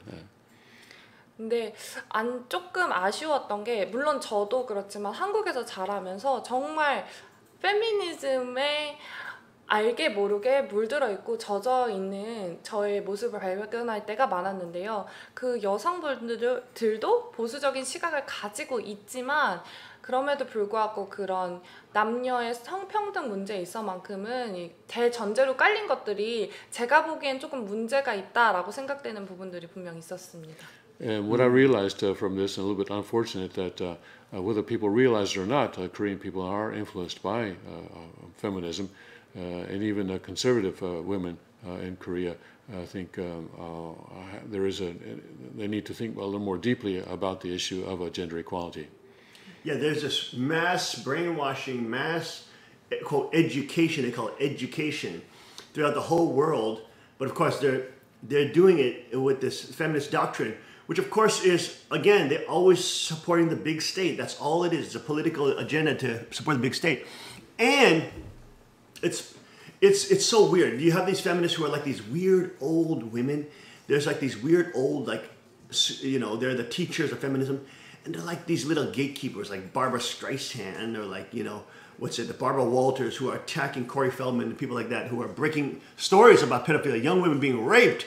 And they're saying, hey, this is a big problem in Hollywood. And then you got Barbara Walters saying, how dare you do that? You're destroying an industry. She's protecting pedophiles. It's like these old feminists are like these madams in a prostitution brothel. And they're like the big madams there who are like recruiting young girls in. And then these madams work for other pedophile men. They work for predators too. So it's such a hypocrisy. I mean, you got these feminist women in the West, like Gloria Steinem and all these wacko nutbag feminazis. And they're working for men. They're protecting the male predator, beta male class who is in power. I mean, it's it's so sick. It's so ridiculous. And in the end, they don't want, you know, women to be strong. They always are saying disarm women. They're always saying women need the state. Women can't be really independent. They just talk about sexual liberation, sexual independence, but they're never talking about the real things of power, which are the ability for women to become sovereign and to have the right to defend themselves and to bear arms and things like this. Things which they know will give them power, but they are against it. They're totally against it. And so you can see people now, even in the West now, are becoming more sick and tired of these feminists because they're realizing they're not standing up for women. They want to control women. They're madams in a prostitution brothel that want to control young girls to make them weak and servants of the state. So, of course, Eugene and her channel, she's like one of the only channels who's bringing these things out and at least starting a conversation about it in Korea, because even the conservative movement in Korea or the liberal movement in Korea, they don't talk about these issues because both of them are trying to grow government and take control of the government so they can have power over the whole population and not trying to free the people and make them truly kings and queens. We'll be right back after the short break. Stay with us. More with Eugene Lee. Stay with us.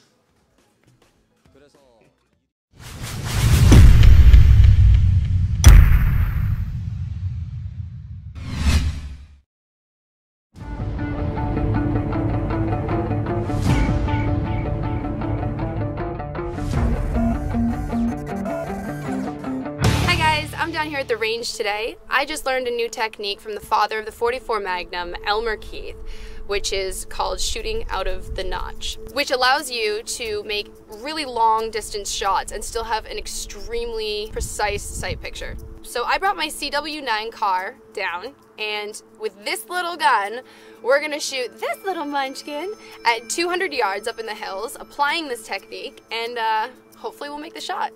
To apply this technique, instead of using the blade of the front sight lined up with the top of the rear sight, I'm going to take the dot of the front sight and raise it up so that it's out of the notch, but I'm still going to keep the front sight on my target.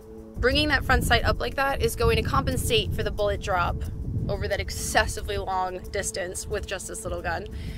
So if applied right, we should be making contact. Let's see how it goes.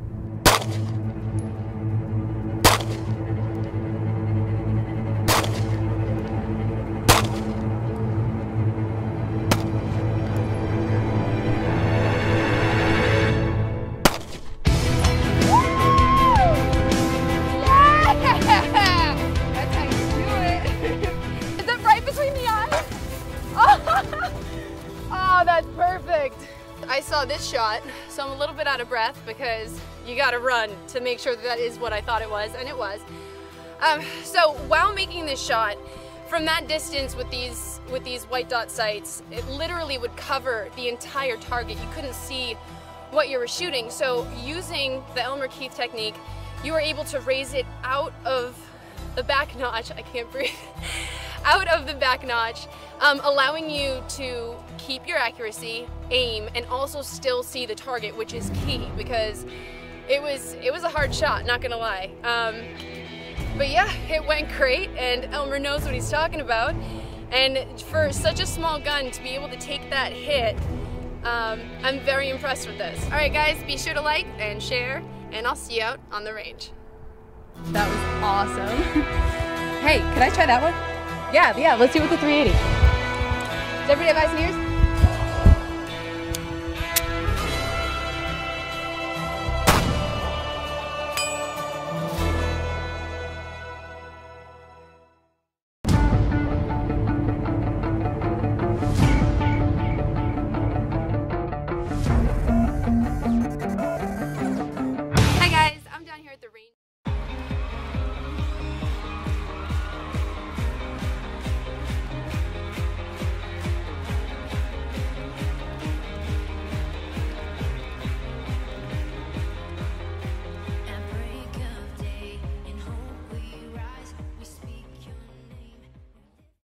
And we are back. Welcome back to King's Report. I'm your host, Sean Moon, second king of Cheongguk, in our final segment with special guest Eugene Lee or Kurita. Now look at this top news on DrudgeReport.com. Gaga and the presidents. Okay, all right, let's get into Gaga, okay? This girl is a leftist lunatic psychopath who literally worships Satan. She's on film, she's on the Jimmy Kimmel Show or whatever, Letterman Show saying, oh, I swear to Lucifer, I swear, this girl is an open Satanist, even though she was raised Catholic. And she has all the Satanists. She says she has night terrors, which are terrible dreams. At night with demons trying to just kill her. And she's been suicidal. She's fallen sick and canceled a whole bunch of concerts because she's saying that she's literally needs an exorcism. Because demons are possessing her. Well, if you sell your soul to Satan and you think it's a big joke and you say, demons, take me over and give me power to be famous, you're going to have problems. You're going to have a lot of problems. And there she is with the demonic presidents of the past who continually grew government and centralized archangelic power in the United States, taking it over. Literally, this is the CIA crew right here. Look at these guys. You got Carter, Obama, the Bushes, and Clinton. I mean, this is literally the CIA team. This is the CIA team, okay? That has destroyed America in a precipitous, fast, light speed, Mach 8, whatever it is. Just destroying America, bringing it to globalism, and what they themselves call the New World Order. This is not some conspiracy theorist. They themselves use the term New World Order. That was Bush's own term. He called it the New World Order. Get clips of George Bush saying New World Order. He says it all the time, New World Order. Oh my God, New World Order, New World Order. These people are the ones who made that language. They made that phraseology up. And of course, they've destroyed America. Thank you, you Bushes and Clintons and you political Satanists, you Obama and Carter. You've all destroyed America. Great job, you lying trash bags, total liars, total frauds, total criminals. Clinton on the end, look at him, he's a rapist. I mean, he's raped over 17 women on just that. Those are the people he settled with, let alone all the different women he's predated, he's preyed upon. Look at this. These. We have before us the opportunity to forge for ourselves and for future generations a new world order. See, they're the ones that use the language New World Order. The law of the jungle. And then they make fun of you for calling the New World Order and then exposing New World Order, stuff like that, and globalism. They hate that, and then they say, oh, we never said it. They're the ones who said it. They're the ones who use that language. And it's on the internet, it's on the news. All right? Now you got this idiot Lady Gaga standing with her as if she's some kind of Marilyn Monroe. She's a freaking slut. She's a slut to the establishment. She's a total sexual slut. She sold her soul to Satan and that's why she has nightmares about it. These are the type of women that young kids are supposed to respect and try to become like, right? You have the Kurita girls with their YouTube channel Use, which is 1 million times the women that this pathetic whore Lady Gaga is. They are doing the real thing. They really care about people. They really want people to be strong. They care about girls. They want girls to be strong. They want girls to be able to defend themselves. They don't want girls to be helpless. They don't want girls to be abused. They actually care for people. These stupid Hollywood stars pretend as if they care about you. Meanwhile, they pull you into a cult where they make you bow down and worship the state. I mean, this is ridiculous. Now, that's enough about me ranting about that. But let's have Eugene share a little bit about her training. She's had very hard training. She's fighting hard now. She's becoming a warrior woman, and she's becoming stronger. You know, she's learning very dangerous skills and, you know, strangulation, crippling techniques, and training every week very hard. You know, she's got bruised and beaten up and all that kind of stuff. doing arts that girls just are terrified to do, especially Korean girls. But even Western girls, very scared to do. There's only a very small portion of girls that do this. But she's really becoming an alpha woman who is, you know, following the footsteps of the queen, who's also becoming an alpha woman. She's going to be hunting and hopefully catch a deer today. But these women are becoming alpha women who are becoming women who can help empower other girls to become alpha women. Now, let's have Eugene talk about her experience, maybe how she's changed, how her mindset has changed. You know, talk to us about your training, Eugene. 사실은 저는 여기 오기 전까지 세상의 여자들과 나는 그래도 조금 더 하나님에 더 가깝고 조금 더 하나님적인 생각으로 이 세상을 바라보고 나를 바라보는 사람이지 않을까라는 생각을 했었습니다. Before I came here, I thought that, well, I'm closer to God than the other women in the world, and my thinking is more godly and holier than other women in the world. 근데 사실은 훈련을 하면서 정말 느낀 게 똑같다. 실제적인 부분에 있어서 정말 똑같다. 어떻게 보면은 진짜 현실을 직면하는 것을 피하고 정말 현실이 어떤 상황인지 보는 것을 피하고 싶어하는 그런 회피적인 여성이었구나라는 생각을 하게 되었습니다. But through my training, what I realized is that I'm just the same as everybody else. In fact, I've had a tendency to avoid reality and to not acknowledge reality.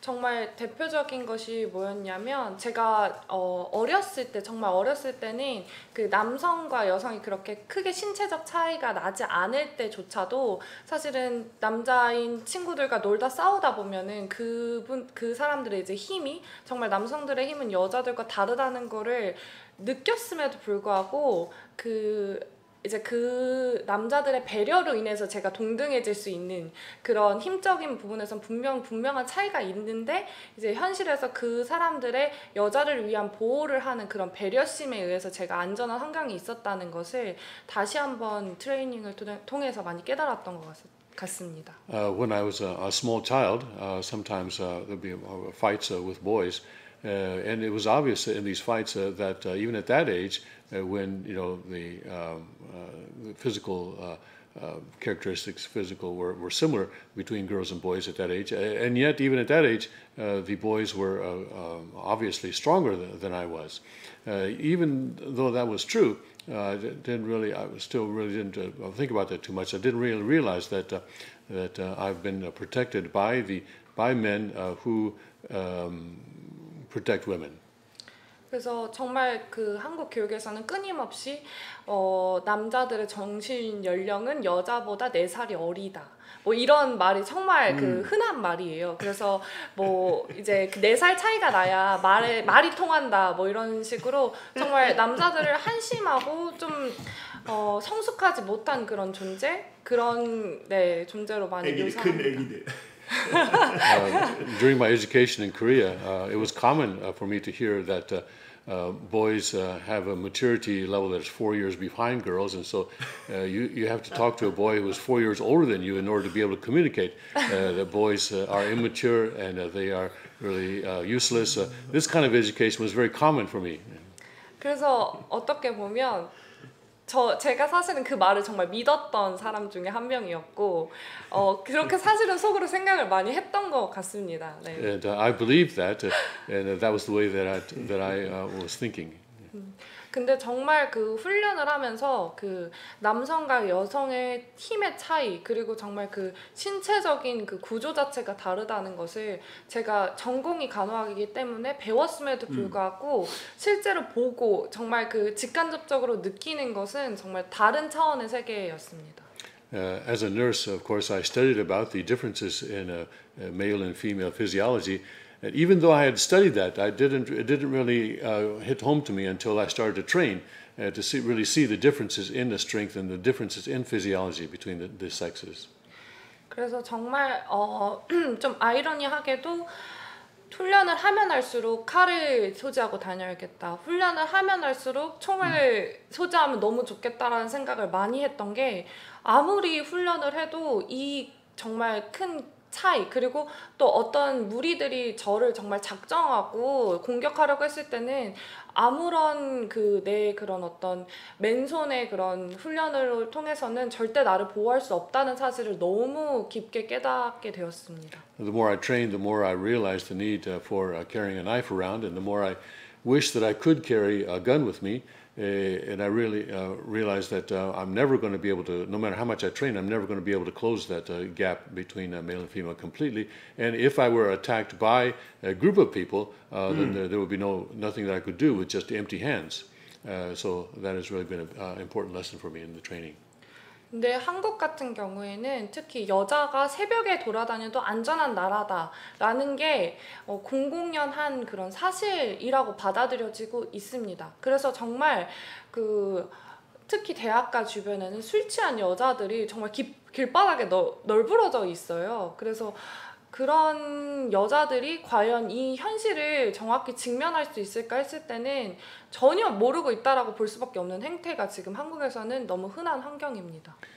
In Korea, people believe that it is a safe country, that a woman can just walk around even early in the morning and not be concerned for her safety. And in fact, in the bar areas around universities, in the early morning, you'll see women just lying on the street, drunk, and just from all the drinking the night before, and just lying there on the street. And I wonder if they realize the situation, the reality of the situation that they put themselves in. 근데 실제로 그렇다고 해서 뭐 강간 사건이라든지 정말 폭행 사건이라든지 정말 그 여자가 취약한 환경에 놓이는 환경의 그런 범죄율이 낮으냐 발생하지 않느냐 했을 때는 그렇지 않거든요. 문제는. So what Korea is supposed to be safe, does that mean that there are no rapes or other violent crimes against women? Well, that's not true. There are these incidents. 근데 이제 너무 좋게도 선생님들은 너네는 안전한 환경에서 살고 있고 너네는 남자들보다 우월하고 그런 것들을 끊임없이 가르치고 또 다른 이제 뭐 주변에서도 우리 뭐 나 어제 술 취해서 길바닥에서 잤는데 아무 일도 없었어라는 얘기를 하고 있고 하는데 실제로는 정말 그런 상황에서 나를 보호하거나 내 주변 사람들을 보호하려면 사실은 힘든 훈련들, 정말 내가 평소에 상상할 수 없었던 훈련들을 해야 하는 그런 상황에서 이제 여자들은 편한 길을 많이 택하는 것 같습니다. Our teachers tell us, oh, you live in a safe environment, oh, you are superior to men, this kind of thing. And so, and also, some girls will say, oh, I spent the night on the street last night and nothing happened to me, this kind of thing. So I think women don't really think of the need to train themselves and to improve their ability to defend themselves. They just go the easy way, I think. 근데 저 역시도 그런 부류였다는 걸 사실은 정말 깨닫게 되는 게 아마 훈련의 과정에서 제가 정말 많이 얻게 된 것이 아닌가 하는 생각을 합니다. And I was one of those women who thought that way, and I think that realization was the most important benefit that I've received from this training. 그리고 또 정말 그 전까지는 제가 저 스스로도 정말 지킬 수 있을까에 대한 의문이 많았고 지켜야 된다라는 생각도 안 하려고 했던 부분이 많았는데, 물론 아버님께서 정말 우리의 뭐 순결을 지켜야 된다, 우리의 몸을 지켜야 된다라는 말씀을 많이 하셨음에도 불구하고 제가 정말 그렇게 결심을 한 순간이 없었던 것 같습니다. Father often told us that women need to be able to defend ourselves, to defend our bodies, and to defend our purity. But I don't think I ever really made a determination to actually do that. And in fact, I think I sort of wondered whether I would ever actually be able to do it. I wasn't confident I could do it. 그렇지만 이제 정말 훈련을 통하면서 나 스스로 신체적으로는 정말 열등한 위치에 있을 수 있는 여자이기 때문에 정말 뭐라도 들고 다녀야 되겠고, 뭐라도 챙겨야 되겠고, 또 그렇게 챙김으로써 내 주변에 있는 어떤 여성들이라든지 혹은 남성들이라도 뭐 칼을 안 가지고 있다든지 그런 경우에는 내가 어떤 액션을 취할 수 있는 사람이 되어야겠다라는 그런 마인셋을 계속 가지려고 노력하게 되는 것 같습니다. So now I realize that I need to, because as a woman I'm physically inferior to the man, and so I need to carry something with me and to be ready to defend myself. And also, if a situation arises and the men around me are not armed, then at least maybe I can protect them with a knife. That's right. There's nothing wrong with a force multiplier. Nothing wrong indeed. Well, Eugene has been an incredible, inspiration, I think, for many girls. She trains very hard. She's dressed really nice, very, very polite. But when she's training, she's a mean girl. She's training very good and becoming stronger in many different elements. We're so proud of her. And, of course, all the work that they're doing with the youth channel. And, of course, we pray that will continue to grow and develop a whole movement in Korea of people and young women who are getting empowered and strengthened and learning the sovereignty culture that they should be one day, they should also be queens as well. Thank you for joining us this day on the King's Report, Monday, October 23rd, 2017. It is the start of a new week, folks. Be strong, stand with God, give Him praise at all times. Get outdoors and breathe this beautiful air. Unlock some epigenetics. Get outside the Queen. Pray for the Queen today. She's going to be unlocking some big epigenetics, hunting today with the King and with Kukjinim. So keep her in your prayers. We'll see you tomorrow at 5 a.m. sharp on the King's Report. God bless, Godspeed, and may His kingdom come.